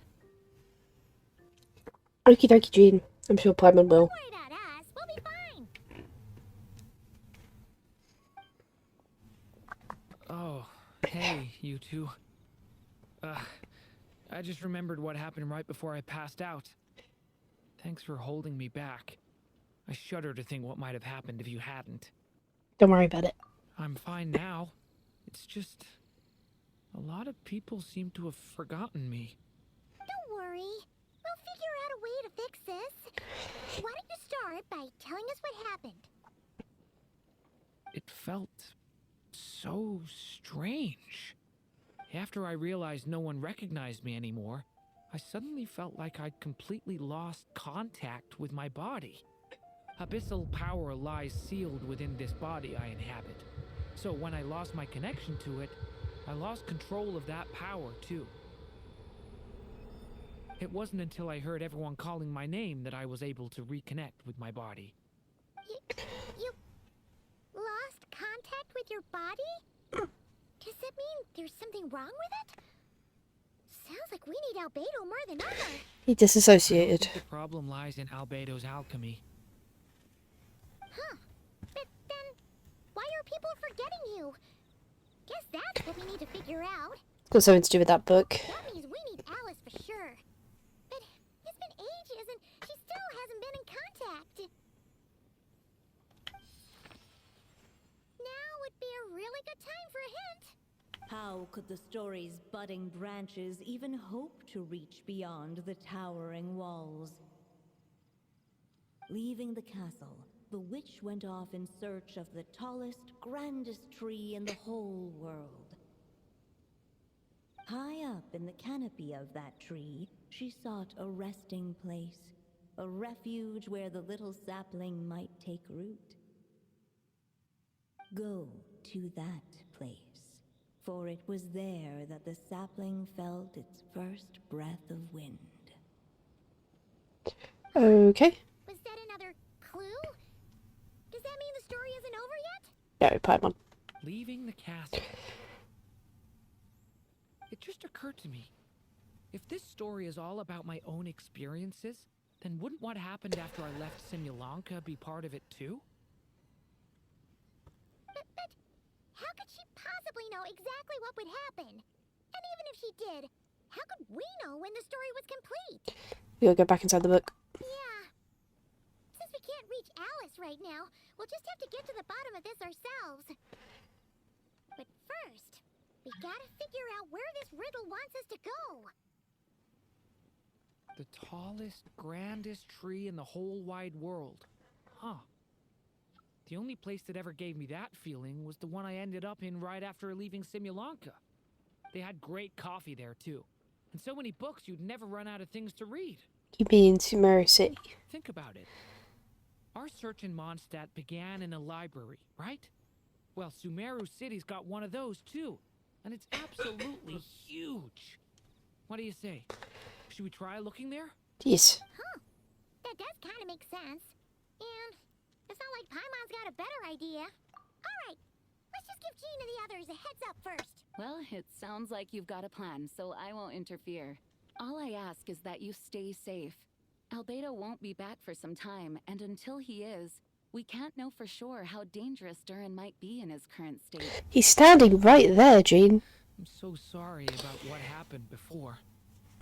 Believe me, I'm not blaming you, and neither is anyone else here. If anything, it's the opposite. We're all just worried about you. Worried? About me? Come with me. I want to show you something. As soon as they heard you were awake, they all hurried over to see how you were doing.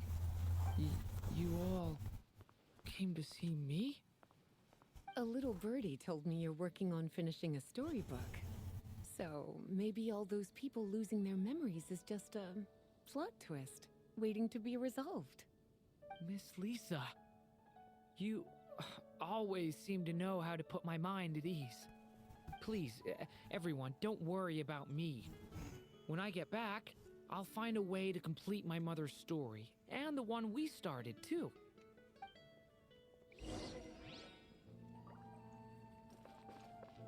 Right, House of Dana. So over here.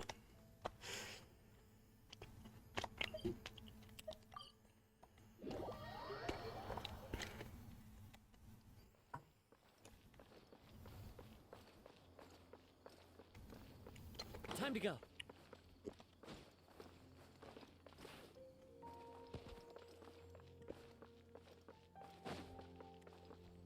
Follow the wind.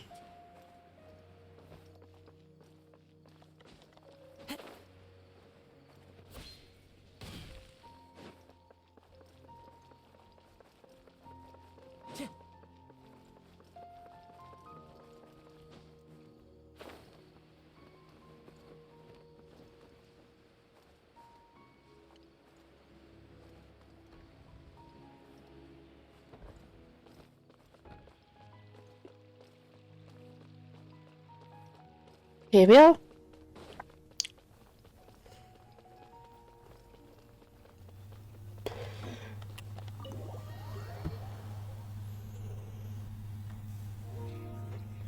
Oh, YouTube's been updated apparently. Library hunt in Mondstadt. It's not as if Paimon was expecting this to be easy. But this... Yeah... This is something else. Where do we even begin? Even the clue this time seemed kind of cryptic. Yeah. Guess the best we can do is stay on the lookout for more weird things going on. Ah, Wanderer's here. Sorry, what was that? I'm here to return Volume 5. According to the catalog, Volume 5 of this series is not available for loan. I can't accept the return of a book that was never checked out in the first place. Let me put it this way. My copy is complete. Yours, on the other hand, is missing large amounts of content. So you should swap it for mine instead. Sir, you have to understand. Managing a library is a serious business, and we have protocols in place for this kind of thing. I can't just replace an important volume in our collection based on nothing more than your word.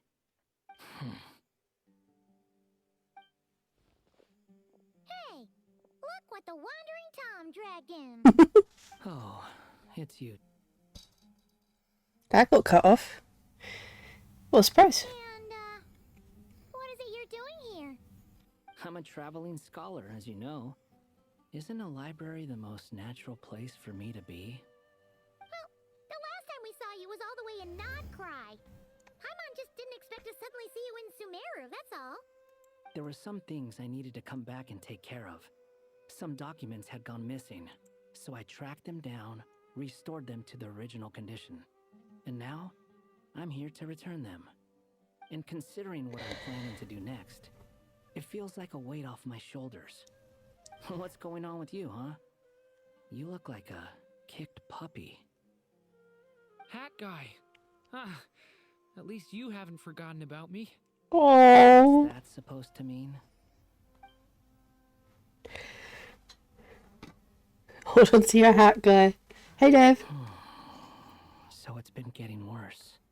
Sounds like you know something we don't. After he left Simulanka, he spent some time traveling Sumeru with me.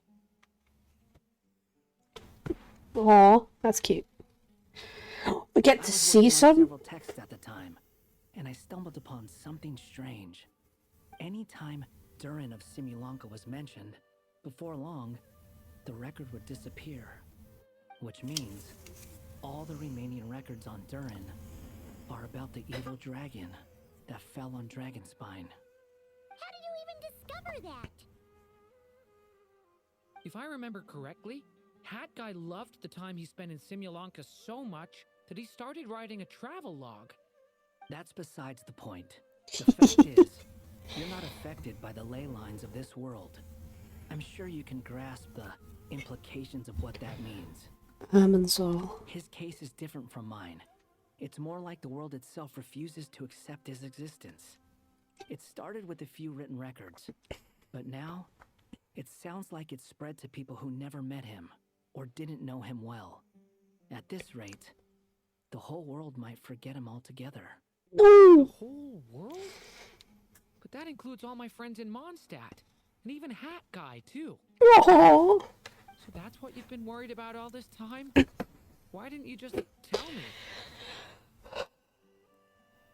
There are more important questions right now, like figuring out how to fix this.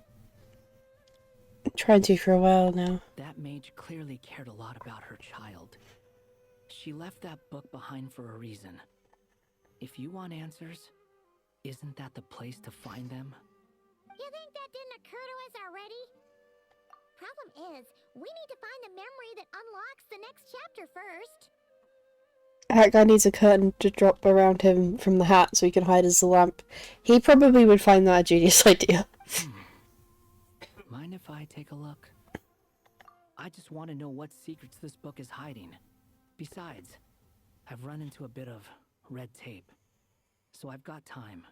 Of course. Be my guest. Or is it low? I can bump it up. So, the memory we've been looking for was about you? All along? There we go.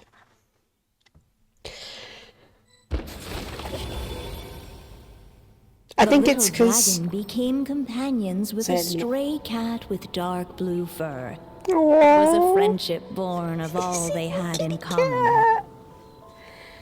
He left his castle at the stray's invitation, setting out to explore the world beyond its walls. That's such a cute duo. Oh my god, I'm gonna lose my he grew mind. fond of the outside world, eager to make friends and share the story of his life.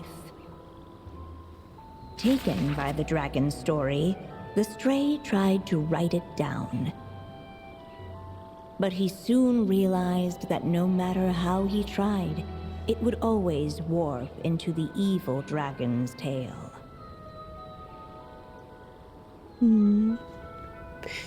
That's sad. I was going to say the reason why the game audio was down is because when me and Rain were playing Battlefront, which was the last thing we played, the game audio on that is insanely high.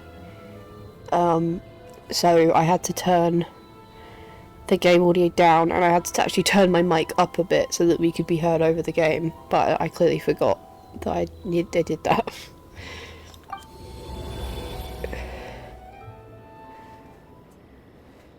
So, this is the world where this chapter takes place? Looks like we're at the top of some kind of gigantic tree. This one must be about what happened to me when I first arrived in Tevat. No wonder the memory that unlocked it was about Hat Guy. Most of my memories from that period were. Hold on. Anyone want to explain how I ended up looking like this? Maybe you've become a character in the story too. The way you appear here is basically how Durin sees you. You see me as a stray cat? A wandering Tom, to be exact. You should count yourself lucky. Of all Durin's friends, your character is by far the most memorable. Maybe it's because I've known Hat Guy for longer, so my impression of him is more vivid than the others. Vivid? Then how come you haven't changed one bit? Guess that means the impression the Traveler left was so vivid, it didn't need changing. Amazing. Hello, everyone! Ready for today's adventure? It's the storybook dragon! Oh. So you're not playing yourself in this one? Does that mean the two of you have even more memorable roles to play? This is Alice's magic we're talking about here. She's the only one who can make sense of it, true. Where are we going today, kitty cat? Whatever. Just follow me. Same as always. Okie dokie! Can we chat along the way? If you have something to say, just say it. Was that seriously how the two of you communicated when you first got here? Yep. Anyway, how do we get ourselves out of here? Usually, the narrator gives hints to help us figure out what to do. Speaking of which, about time we got some of those, don't you think? The story's vines had woven themselves together into a giant tree, the boughs of which a little storyless dragon now paced, homeless among its leaves. He had to find a way to leave this place and set off in search of a home of his own. If he stayed, the world would erase him from its memory altogether. To leave this place? But where am I supposed to go? The little dragon felt completely lost.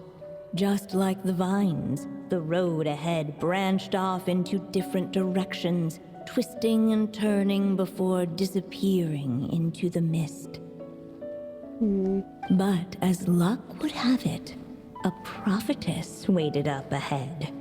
Perhaps she might know where each path might take him.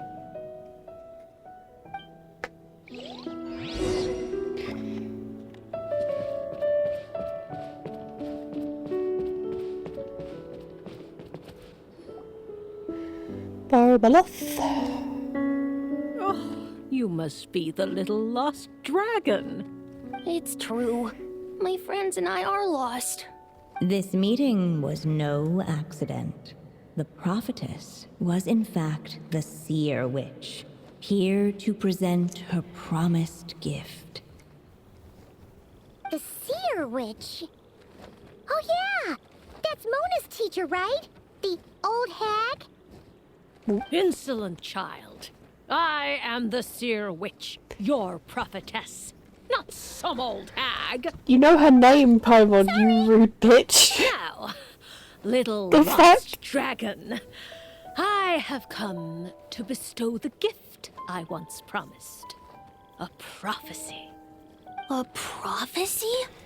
Hear me now, for my prophecy is this. One day, the dragon from beyond the castle shall be reborn, and none may avert its coming. The wind took the prophecy and swept it off into the distance. And so, the little dragon was shown a path to wander. The path shown by wind, could that be referring to what happened back in Mondstadt? As far as I remember, once that alchemist from Mondstadt learned about the prophecy, he chose to stand with you against the evil dragon. So, what does any of this have to do with you being forgotten? Oh, wise witch of prophecy. Could we trouble you with another question? As enigmatic as she was elegant, the seer witch spoke no more, for her thoughts had long since returned to the starry firmament above. That would be too easy. Oh, just when we actually needed her. The seer witch was my mother's friend, so the prophecy she just gave should turn out to be helpful. Well, it's not like we've got better options. But, if all we need to do is leave this place, which path should we take? Any ideas, Durin? Why don't we take a look around?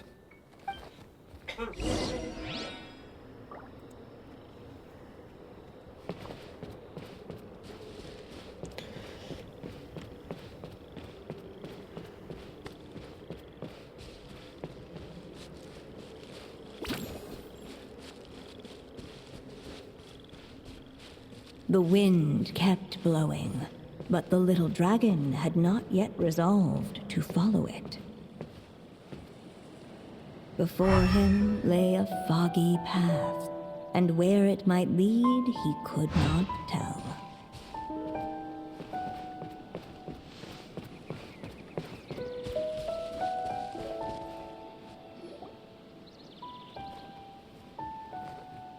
If we go this way, we'll be heading back to Mondstadt, just like we planned. Out of all the options so far, this seems like the safest, right? Yes. At least we know what happens next. He helps stop the evil dragon from returning, gets a new body, makes a whole bunch of friends, who all just forget about him. But you didn't forget, Hat Guy. I'm just saying, choosing this path wouldn't solve the main problem. You'd still end up being forgotten. Huh. Maybe the future chapters hold answers. I'm not against choosing this path. I just wonder what secrets it might be hiding. Let me think about it.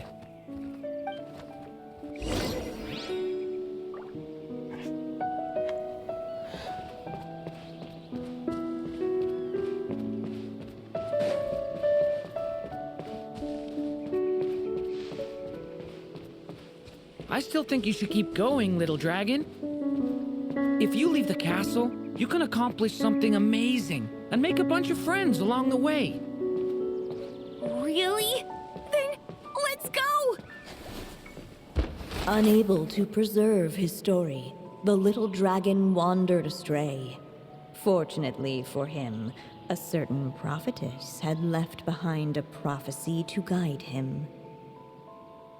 The wind took the prophecy and swept it off into the distance, and so the little dragon was shown a path to wander. Following the wind's guidance, the little dragon made his escape. In turn, the prophetess affirmed the little dragon's choice, leaving an extra secret as her parting gift. Now that you've made up your mind, I shall keep my promise by explaining Fate's little trick. Long, long ago, the gods of the high heavens gave the world outside the castle a magic of its own. They called it storytelling. It was a magic of almost unshakable power that governed how people met, grew close, and understood one another. Each person had a story meant for them and them alone, one whose ending was written in the heavens long ago. In truth, your story and the evil dragons are simply two versions of the same tale, and that is something the magic of storytelling cannot abide. Beyond the castle's walls, your story cannot take root, for the evil dragon's tale has done so already. That doesn't sound good.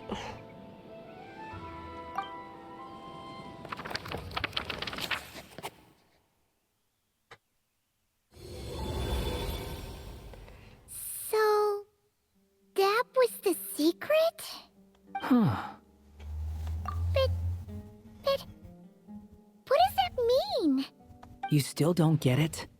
Simulanka Durin and Tevat Durin share a special kind of connection. Their fates are mirror images of one another. While they were in two separate worlds, there may have been some mutual influence, but their fates were independent. But when Simulanka Durin came to Tevat, a version of his fate already existed there. So, how can two fates exist at the same time? The answer is, they can't. The rules of this world don't allow it. You can't return a book you never checked out in the first place. So, what's Durin supposed to do? Those mages seem to have come up with quite the ingenious solution. And then he walks away. I'm here to make a return. As I said, there's no record of Volume 5 of this series ever being checked out.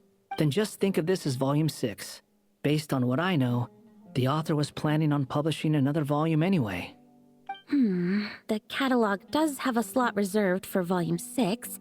So, this is it? Sure, let's go with that. All you need to know is, I'll be the one writing this series from now on. You...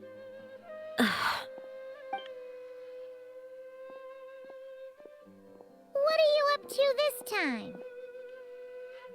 Remember the red tape I mentioned before? Well, I just took care of it. Now, I guess you'll be off to see your alchemist friend? It should be pretty obvious by now. He has the answers you're looking for. Well, we do have a whole bunch of things to confirm with Albedo, that's for sure. But didn't Jean say he'd be gone for quite a while? I'll join you. Just let me know when it's time to go. Hat guy? Don't sound so surprised. I'm part of this story too, aren't I? I'm just playing my role. He cares about his friend. But it's not that. I just feel like you want to help, but something's holding you back. When I first realized you were being forgotten by the world, I thought it might be because you spent too much time with me. I even thought cutting our ties might be The only way to fix it. Oh, Why would you think that? that's really sweet. He once made the whole world forget him. He did. It doesn't matter now. Judging from the answer this book has given us, I was probably overthinking it. Make that definitely. Just as well. With the ley lines rejecting him like this, the people who still remember him are his only remaining connection to this place. If that last fragile tie was broken, who can say what devastation his unbound body might unleash? And to think I'm one of the people keeping you here, instrumental in helping change your fate. Can't say I saw it coming. Well, if it's good enough for Hat Guy, it's good enough for me. After all, he is about as odd as humans get. Excuse me? With some people, even if you try asking a simple question, they'll always give you a complicated answer. And the more you ask, the more complicated it gets. Truth is, Hat Guy's just that kind of guy. Whatever. All I needed was a yes or no, so we can quit it with all the back and forth. So this is the other Durin, huh?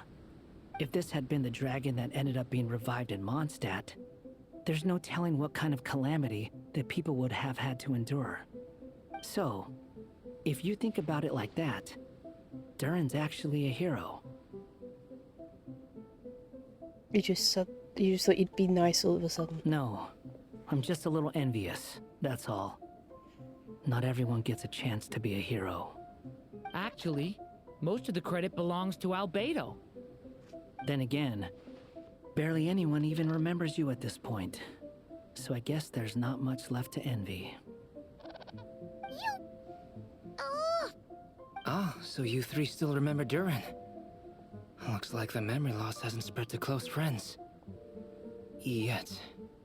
I guess that means my memory of you must still be complete as well. Albedo. You're finally here! Albedo! Boy, do we have a whole pile of questions for you! Oh, you're here too? I think I've pieced together some of what happened to him. But what's your take on things?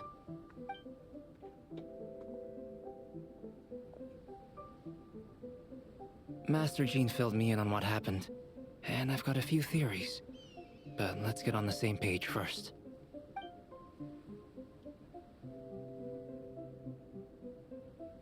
Well, physically, he's doing fine. His body is holding the abyssal power at bay. And there's nothing whatsoever to indicate any risk of collapse. So, from an alchemy point of view, there's nothing wrong with him? The issue isn't so much that the abyssal power within him has gotten out of control. It's that the connection between his will and body is fading. If he ends up losing his conscious will, his body will fall back on its biological instincts. And that's when the abyssal power within it will take over. Oh no. This book mentioned a witches' gathering. It seems like quite a few of these witches got themselves involved in Durin's case. Which brings me to my theory. Bringing Fairy Tale Durin into this world to replace the Durin on Dragonspine means using one Durin's fate to overwrite the others. But the power of alchemy alone would not be enough to pull off such a feat. It would have required the combined use of Miss Barbeloff's astrology, my teacher's alchemy, and Aunt Alice's magic. After learning of Miss Barbeloff's prophecy, Durin and I finally came up with a way to settle the Dragonspine Durin problem for good. And I took care of the alchemy side of things, which, looking back on it, seems to have been a part of their plan all along. So now, there's only one thing missing. The magic. As for the fate theory our friend in the hat just mentioned, I still can't figure out how any kind of magic could possibly influence the fate of Tevat. But I'm certain that the answer lies within this book. So, the reason Alice had us complete this book was to make that magic possible? A form of magic powerful enough to rewrite fate itself. Well, we've no time to lose. I just need to take a look at the book. The next part of the story most likely relates to me. So the memory that unlocks it must be connected to me too. Huh? The giant tree was home to a broken branch, the shape of its splintered arm aligning perfectly with the branch that had burst forth from the castle walls. Join yourself to that broken bough, for there you may take root at last, and henceforth bask in the sun and rain of the world beyond the castle. But first, fetch the stickiest clay and let it bind the scar of the break. I see.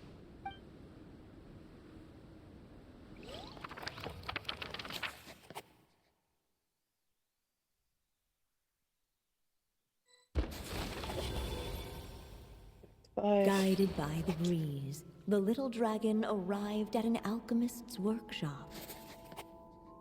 There he was greeted by a clay figure, a child molded by the Sage Witch's hands. Though gentle in appearance, he had inherited his mother's cold, sharp wisdom. And he was determined to avert the calamity the evil dragon would bring. And so was his helper, none other than the little dragon himself.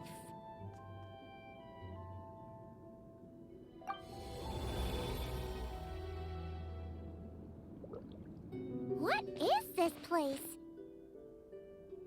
It looks like it's modeled after an alchemist's workshop. Or rather, a cliched stereotype of one. Albedo? Hold on. Why do I look like this? Oh, yeah! We forgot to tell you. Basically, the characters in the story are reflections of how Durin sees them. At least you're still human-shaped? Well, since Cat Guy has taken on a different appearance too, that must mean the two of us are both characters in the story. He went for the pun. Cat Guy. But you, Paimon, and Durin haven't changed at all. You must be special figures in some way. I'd like to know more about that too. But seeing as none of them can explain it, let's just concentrate on moving the plot forward.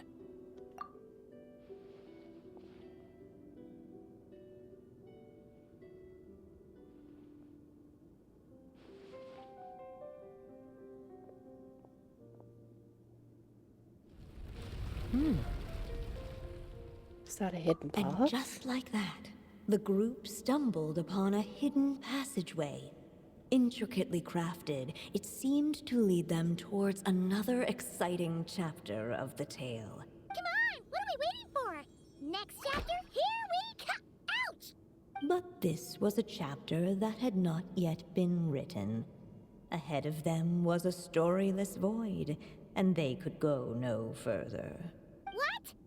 Then what's the point of having a path here? Maybe the author had a flash of inspiration and then their mind went blank. Sounds like a pretty bad habit for a writer. Over here. I found something. What the clay figure found was none other than the evil dragon's heart itself. Though the creature had perished long ago, its heart was still there, pulsing away and growing warmer with every beat. Oh, yeah. And the clay alchemist knew what it meant. That the evil dragon would return one day, just as the prophecy had foretold. Yet, guided by his mother's wisdom, he foresaw another fate. If only the alchemist could bestow this heart upon the little dragon, he might be reborn in the evil dragon's stead. Only then would the evil dragon's heart grow still, and the little one inherit its tale. Sounds like this chapter's about Albedo bringing me to life? If that really was the solution, though, this would have been over the minute I finished the transmutation. So why is Durin still being forgotten? There has to be some other reason. Yeah, I'd like to explore the area a bit more.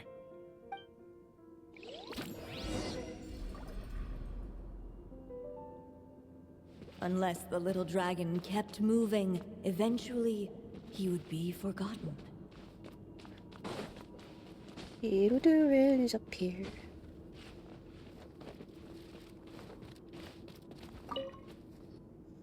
There you are. Oh, hello there. He's so cute. Hey, it's Mini Durin again. What are you doing holed up in here? I was worried I'd scare everyone off, so I've been hiding out here all this time. Just like before. You must be really nervous, huh?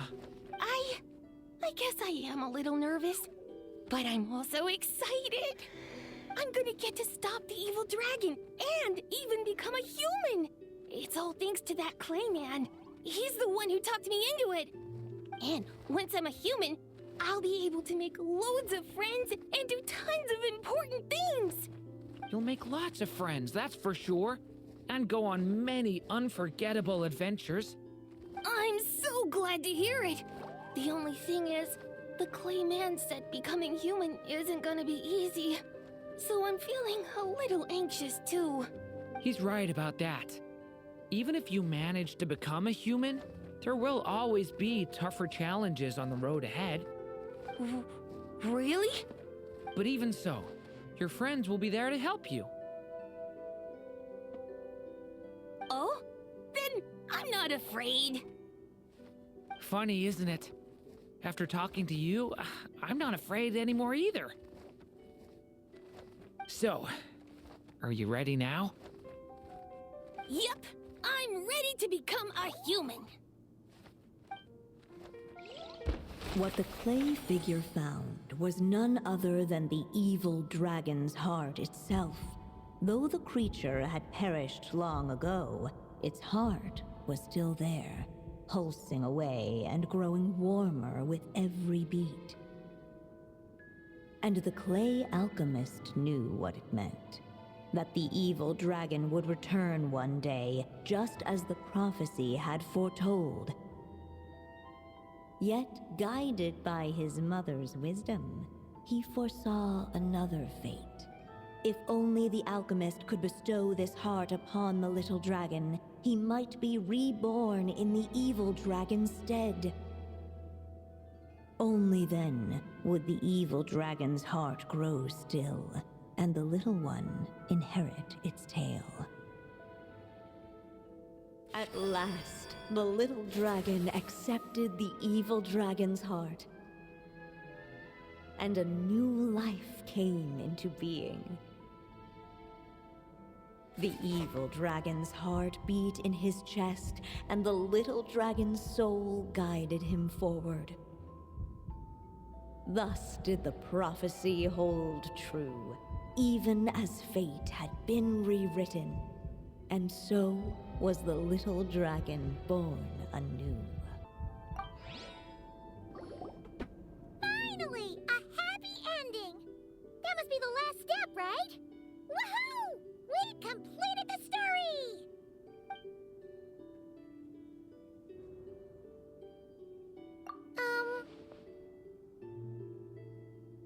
Born anew, the little dragon set off once more, his story far from over. Huh? So, that wasn't the end? What comes next might be the most crucial part of all. The real last step. If fate really is as devious as they say, then I say, show us what you've got. Wow! You're all so serious all of a sudden.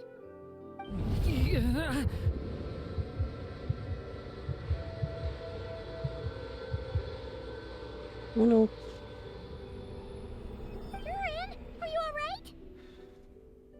The evil dragon's heart was now one with the little dragon, yet the dark power within it still lingered. Would the little dragon dare to hold this power back, or would he simply give in? Hey! What kind of question is that? Of course he's gonna control it! What choice does he have? Time is running out.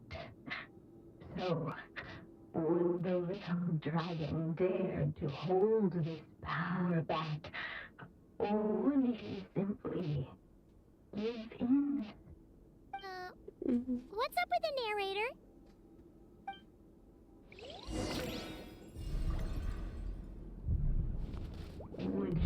dare to hold this power map? Or would he simply give in?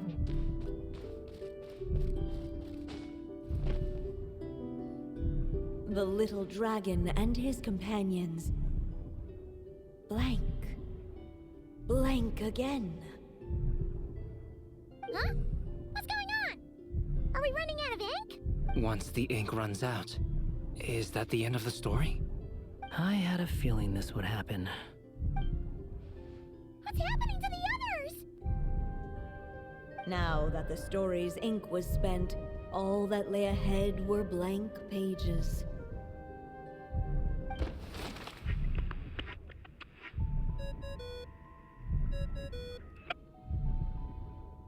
Hello, children. If you're hearing this recording, it's because you've reached a certain ending. You may have noticed that little Durin's experiences have been written into the pages of this book. Well, you should know that in the same way, its ending will also be written onto him. So be careful, because triggering a bad ending could be somewhat problematic. Let me guess, you're upset that I didn't warn you earlier? Don't worry though, I've thought it all through.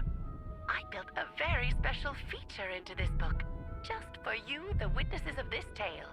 So, go ahead, see if you can turn back the pages. If you're not happy with the ending you've reached, just flip back a few pages and let the tale unfold once more. Okay. Pretty incredible, huh? That's the power of magic.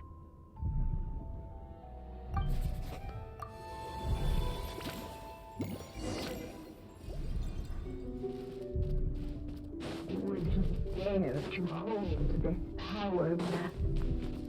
Or would he simply give in?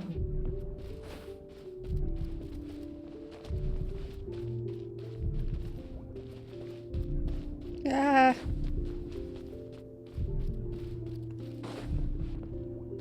I don't know. Not enough ink?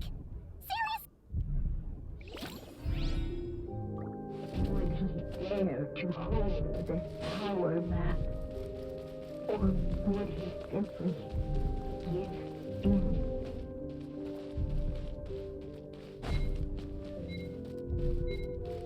Ahead of them was a storyless void, and they could go no further. I don't like any of these options. Would he dare to hold this power map?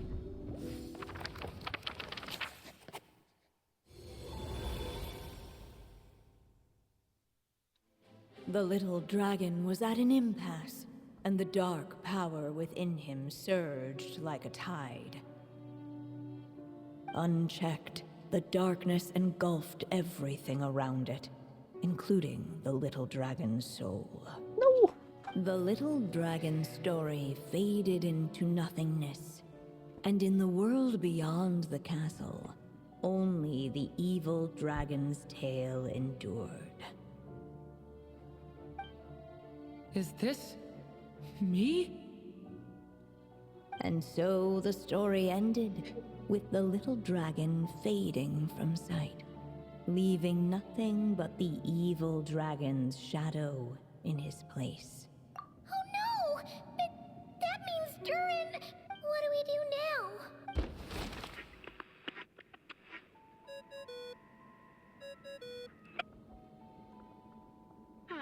Looks like you've discovered another possible ending. Do not lose hope. You just need to keep searching, for there are possibilities that only you can bring to life. Okay. We have to do all of the possible endings?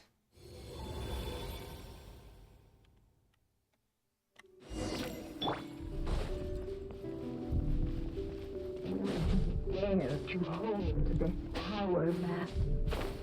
Or would he simply give in? returning to the castle. I just never thought crossing over into a new world would create so much trouble. All I wanted was to make some friends.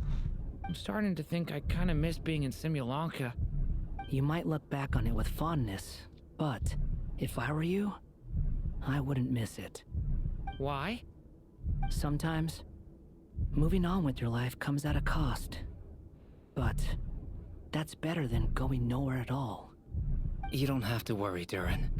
No matter what problem you face, there will always be a solution. Okay. Sometimes I wish I could just go back and see it again.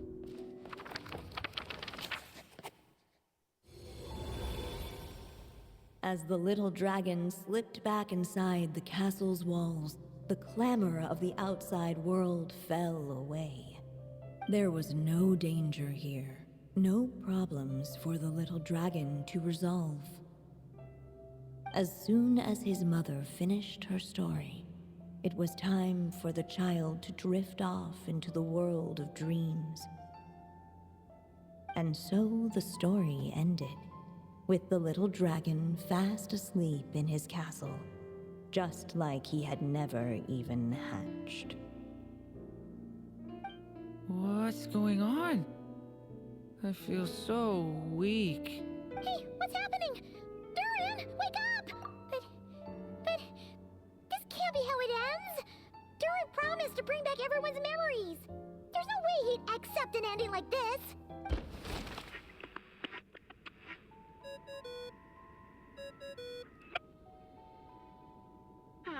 Looks like you've discovered another possible ending.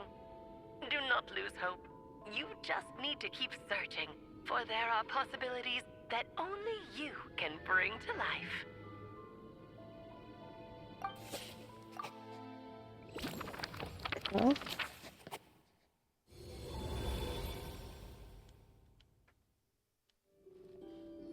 What's going on here? Why isn't the story letting Durin just suppress the abyssal power? It keeps getting stuck.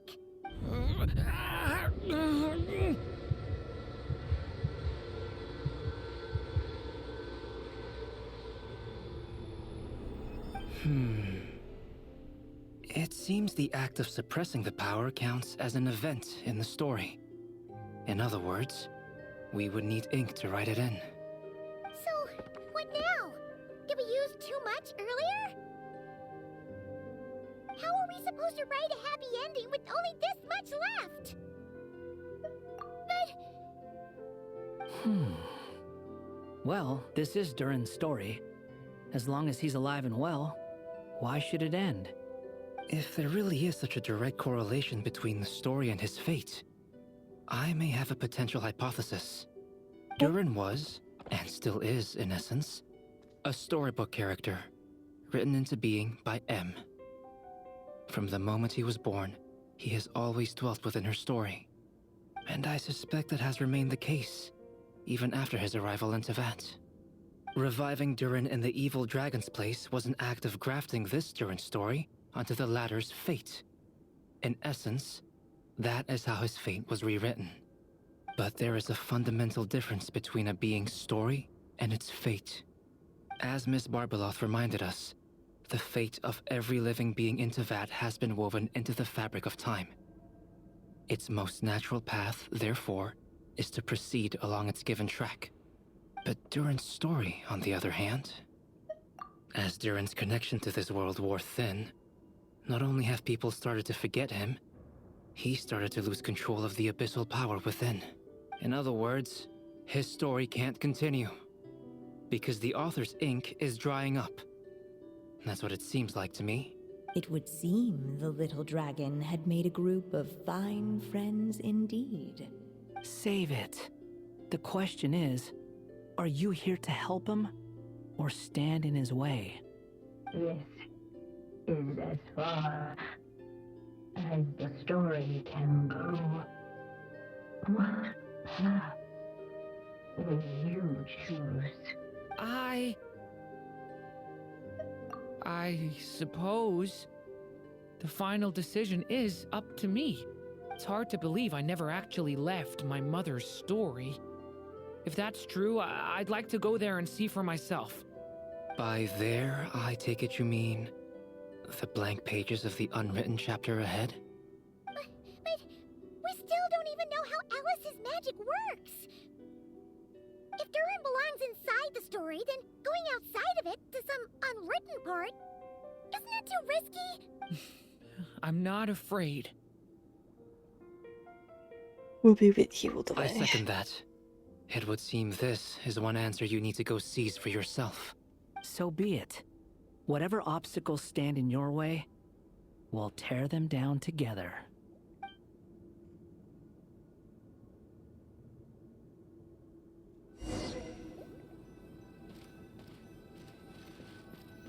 Facing that beautiful wall, it was that little dragon staring at the uncrossable edge of existence itself.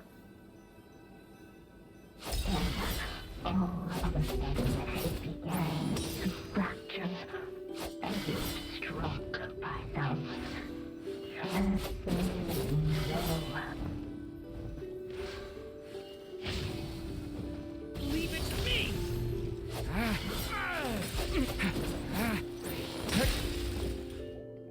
Gotta keep going. He's such a good boy.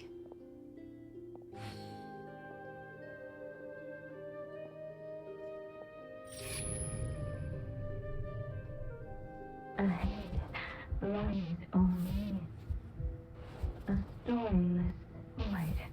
My consciousness is slipping away. Keep going, Durin. A pure soul is your essence, not an empty void. I feel so weak. Stand tall, Durin. You are not some amorphous idea. The body I made for you is flesh and bone. Am I truly alive? Yes, Durin, but you must keep going. You're as alive and real as I am. Oops. I can't feel a connection. You're not alone in this world, Durin. At the very least, you have me. Oh. I can't remember anything. Who am I? Your name is Durin, and there are many who still remember it. My name is Durin. You're taking too long. Come on, Durin, run! In this world, fate waits for no one. Wait! Where am I meant to go? What am I supposed to do? Go. Make your wish come true, Durin. Oh. My wish?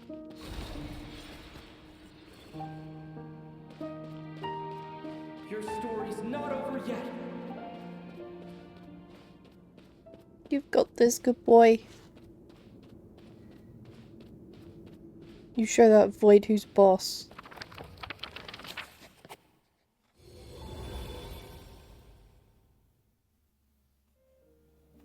Silence, huh? Have you nothing to say about my proposal? Let me get this straight. You want to graft your story onto this unfinished thread of fate, and in doing so, not only rewrite that fate, but allow the story to live on. Quite the brilliant idea. Still, the story's survival depends entirely on whether the author keeps writing. Exactly. And the moment foretold by the prophecy is still centuries away. I see. I thought my own ignorance might be the problem. That I'd asked more of the noble science of alchemy than it could ever deliver. Or that I had failed to discern the heavenly signs and grasp the secret truth underlying the prophecy. Little did I imagine that time itself would prove to be the greatest hurdle of all. Well, my friend, This has been a most intriguing experiment. And from an academic perspective, at least, I don't think it was a bad proposal. Someday, the prophecy will come to pass. So remember, my friend, much like the stars themselves, there will always be something that transcends the test of time. Thank you, everyone. You've helped me so much already. But, Alice, I still have one final favor to ask of you. Will you lend me your magic one last time, just enough for me to keep his story alive until the prophecy is fulfilled? You mean you want me to extend your lifespan? No, not in that sense. As Rheindotter once told me, the laws governing life and death are among the most unyielding in this world. I'm well aware of that. Whether it lasts a day or an age, the span of one's life is determined by fate alone. If I tried to breach that law by force, I'm afraid I would lose what makes me human. This is not a path I want to go down. If I am to die, then I shall die a human. So, what is it that you want me to do? I would like you to send this pen of mine into the future. I see. Then perhaps there really is a way I can help. I could create a kind of story magic to take over the writing once you're gone. Oh, but for it to work, you would need to provide enough of your own words for it to learn from. How much? Oh, an immense amount. So much, in fact, that you would have to spend the rest of your life writing, and even then, I'm sorry to say, it would not last forever. No matter how much you write, there is a limit to the number of words you can leave behind, but the world itself will never stop changing. Someday, perhaps, even your entire corpus will not be enough for the magic to continue describing this world. And when that happens, the story will end. Still, it's worth a try.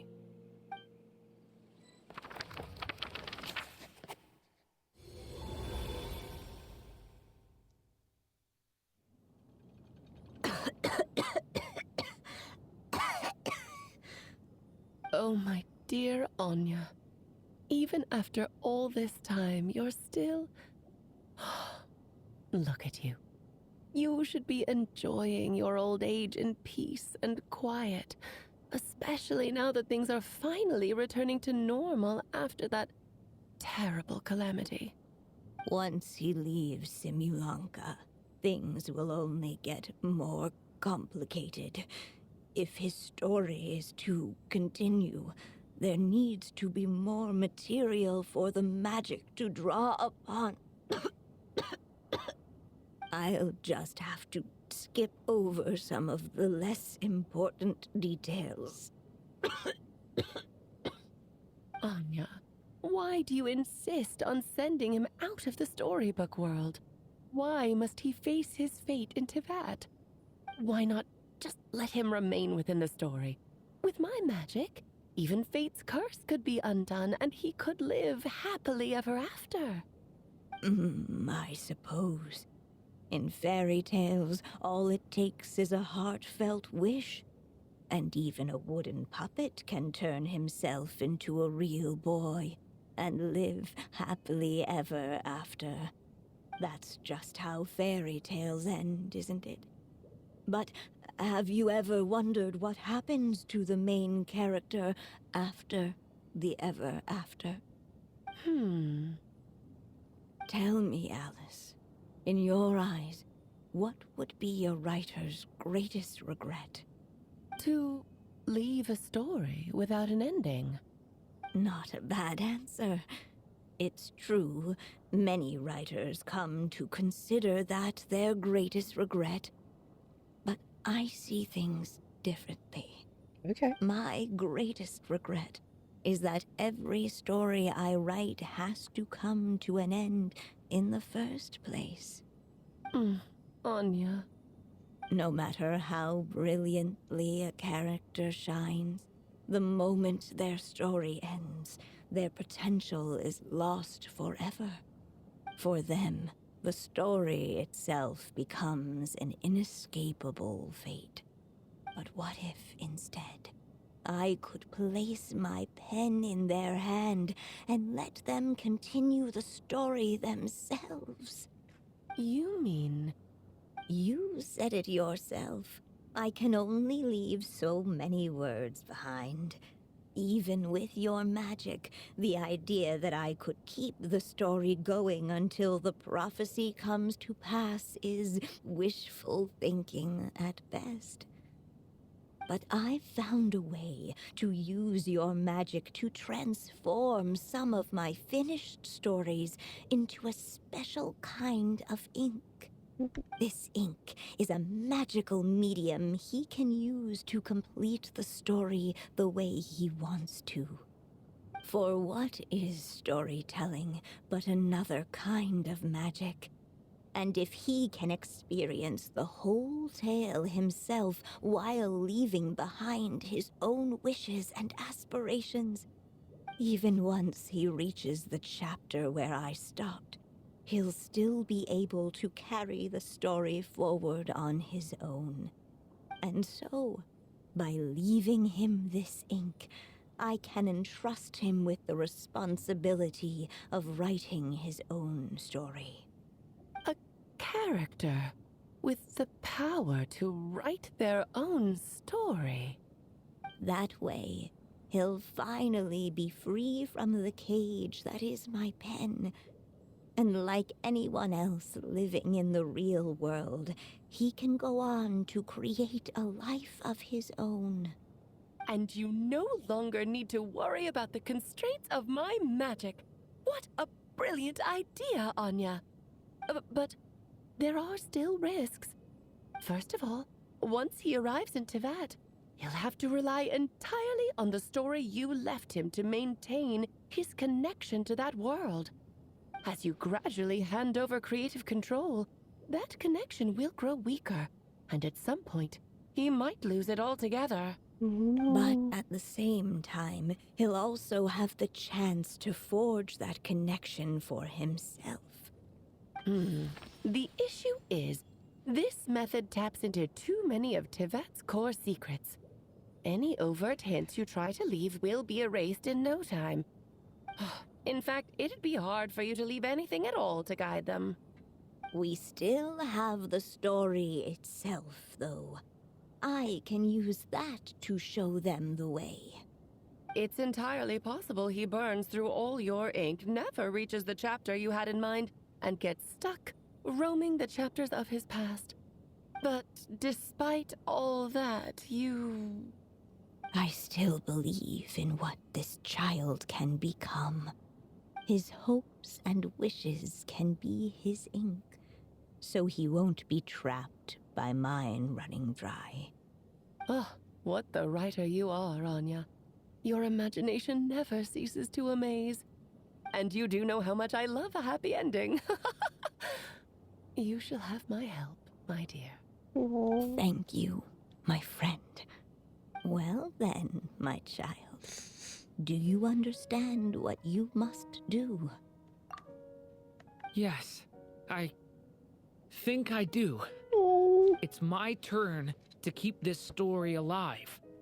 Then what's holding you back? What will become of you after I take up this pen? I will fade away. There will no longer be a reason for me to go on existing. My child, or your mother, I should say, passed away long ago. The voice you're hearing is nothing but a magical echo that has now fulfilled its purpose. You needn't feel so reluctant to let me go. I know my mother died long ago. It's just, when you lose your mom too soon, it's hard to tear yourself away from the stories she used to read. I guess it's a silly way of pretending she's still here, by your side.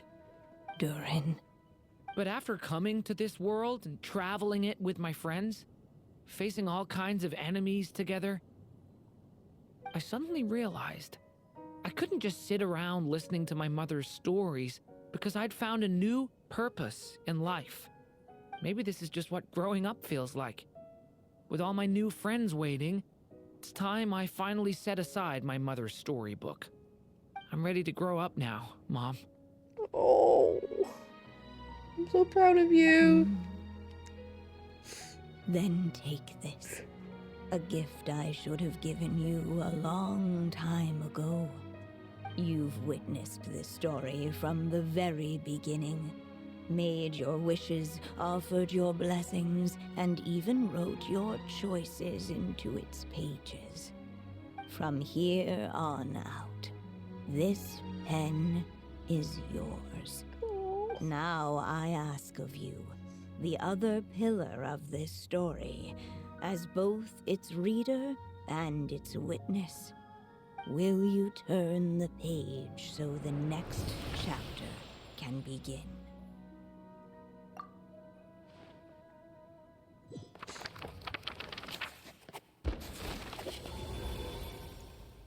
Suddenly, and without warning, the powers of darkness struck. The question was, could the little dragon prevail? Alas, it was here that the story witch's tale had to end. But Durin's tale, on the other hand, had only just begun. Yay! Stepping into his mother's memories, he picked up her pen. I've never smiled And this so much the at a video story game. that was ending began anew. He had made up his mind to challenge the fate that barred the way ahead.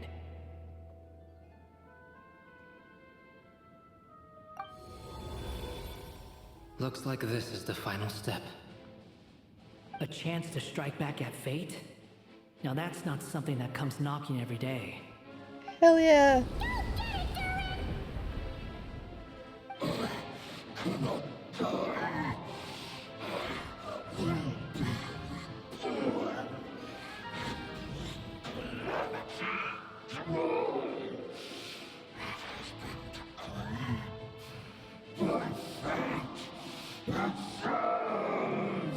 No, that fate no longer defines me. Hell yeah! In the end, only my story shall endure. Kick his ass, Durin! Oh god, we've actually got to kick his ass.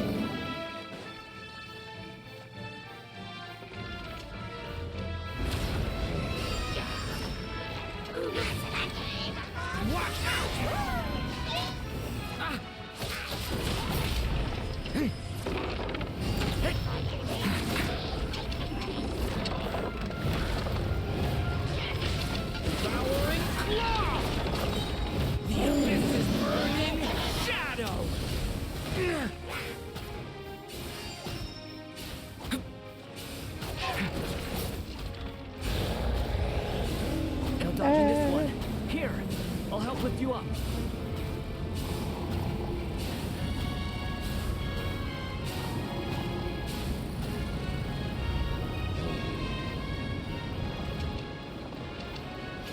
Yay!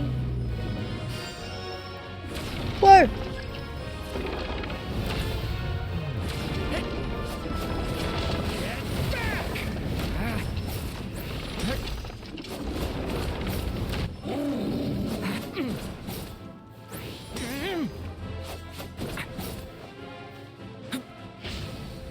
Only my story shall endure. Woo! Oh gosh, I remember these. Observe!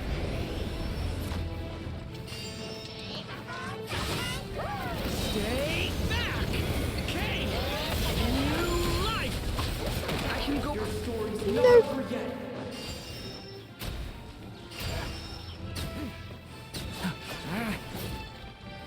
Ah! Ah! Ah!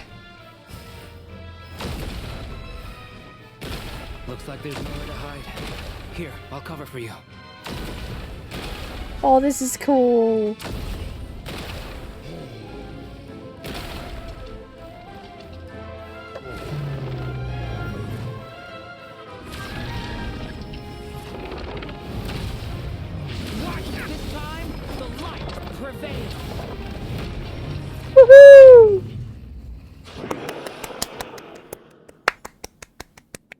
Thank you, Mom. Oh. And so it was that Durin defeated the darkness and rewrote his fate. Yay! But his story is far from over.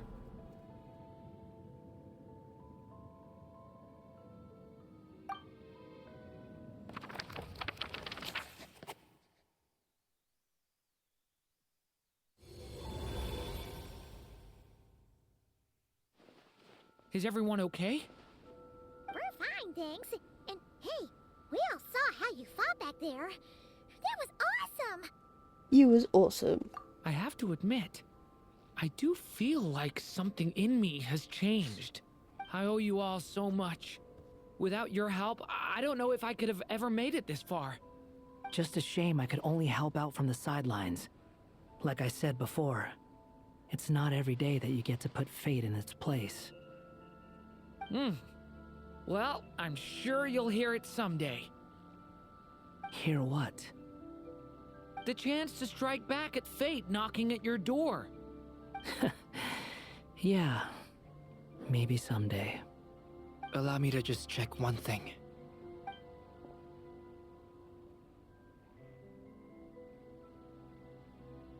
Yes. The abyssal power within you has stabilized again. And those strange symptoms you were experiencing seem to have completely disappeared. Woohoo! Oh, thank goodness! We did it. I wonder what it means, though. Aside from the principles of alchemy, what other law of this world governs his being? Look, it all turned out fine, so just leave it at that. Now that this one's out of danger, it's time for me to get out of here. You're leaving so soon? Don't humans usually throw a party after something like this? A party? Do I look like that kind of guy? Anyway, come find me again next time you're in trouble. That's what friends are for, right? In a way, though, he is right.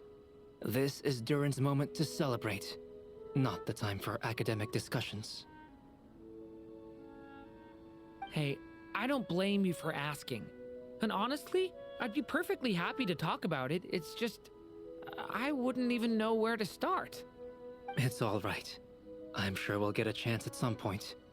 After all, your story's only just begun. All right then. Traveler and Paimon, we'll part ways here. Given the extraordinary nature of the things we witnessed today, I need to make sure it's all recorded properly. Okay, see ya! So, it's party time next? Huh?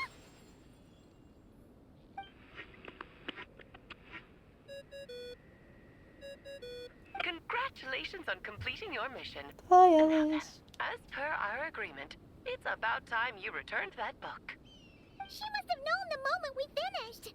Just like she said she would. I've heard dressing appropriately is a must for socializing. Hell yeah. Right. Let's go back to Alice. Alice!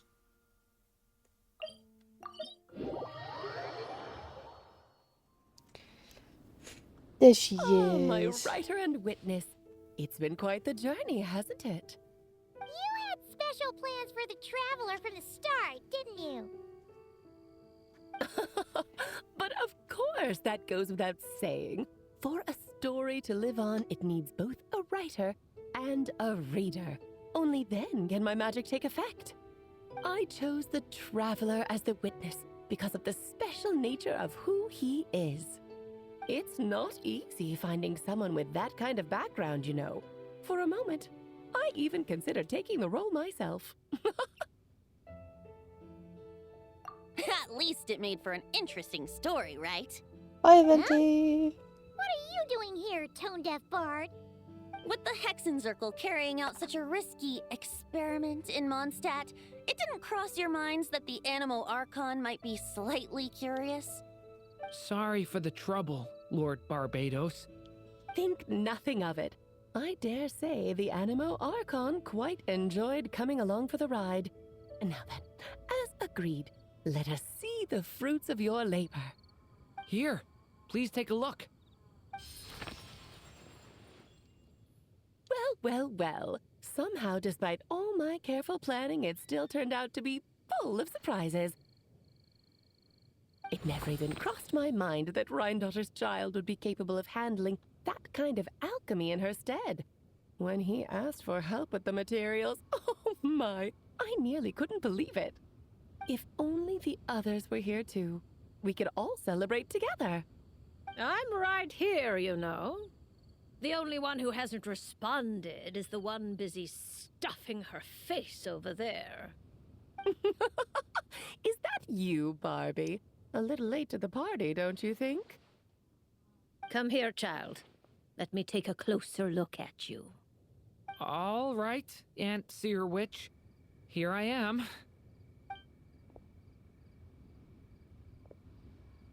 Just as I thought. This child's fate does not appear among the stars. Anya has accomplished what almost no one before her could. What does that mean? Child, all you need to know is that you're very lucky indeed.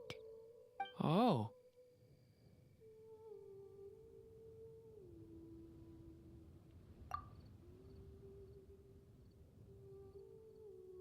Just like how she was in the story, huh?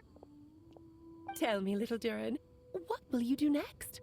I, for one, cannot wait to see how your story unfolds. Well, there's so much I want to do.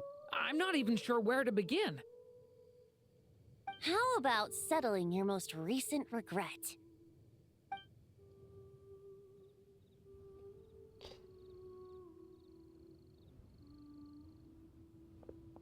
Not so fast, Tone-Deaf Bard! What exactly did you just tell Durin to do? To make a long overdue wish come true. Thank you once again, Alice. How much time do you have left? I believe these should be my final moments. Just enough time to say goodbye to my dearest friend. This feels like having to say our final goodbyes all over again. I don't like it. Not one bit. I don't know how to respond to that. Strange. You were always such a cheerful figure in my stories. I even dubbed you the Merry Witch, you know. Oh, please. You know full well it was your stories that first taught me what true pain and sadness felt like. Aside from saying goodbye to me, shouldn't you also leave a few words for the child? Since the book will be his to continue, why don't you write him a little parting note? There's no need. His mother already did that long, long ago. All that remains is for me to convey it on her behalf.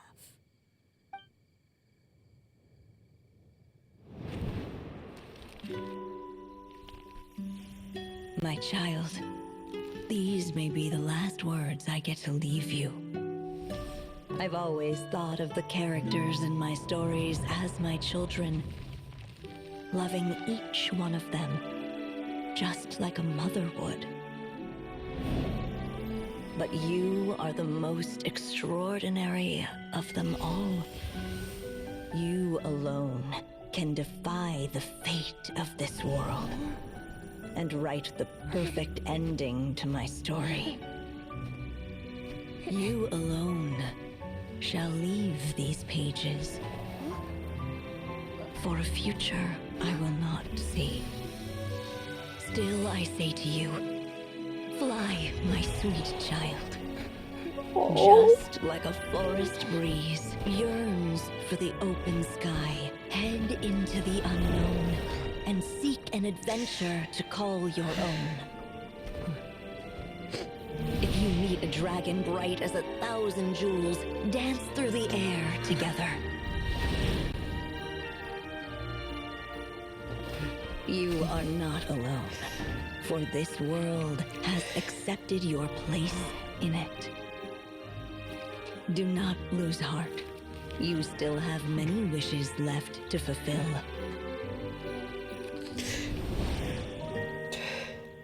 A long tale awaits you, my love. Let songs and flowers be the ink that fills its pages. Take my pen and use it to continue your story.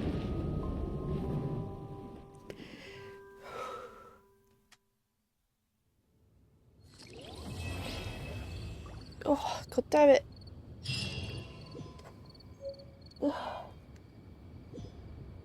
God damn, this game making me cry.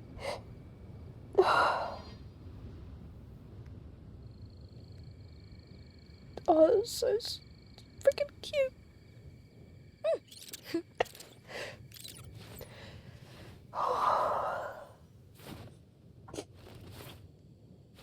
Oh, I love that little boy so much.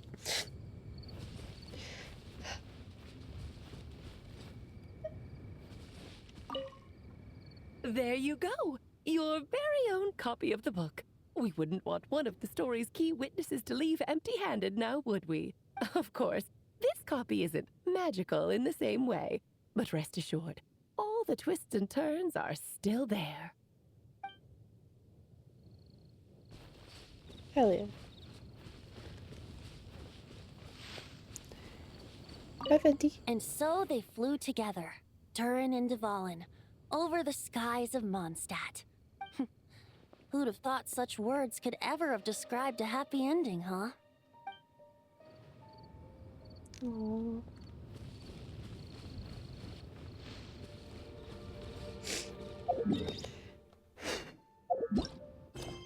That's it. Gosh, I feel like I need a minute. That was very emotional.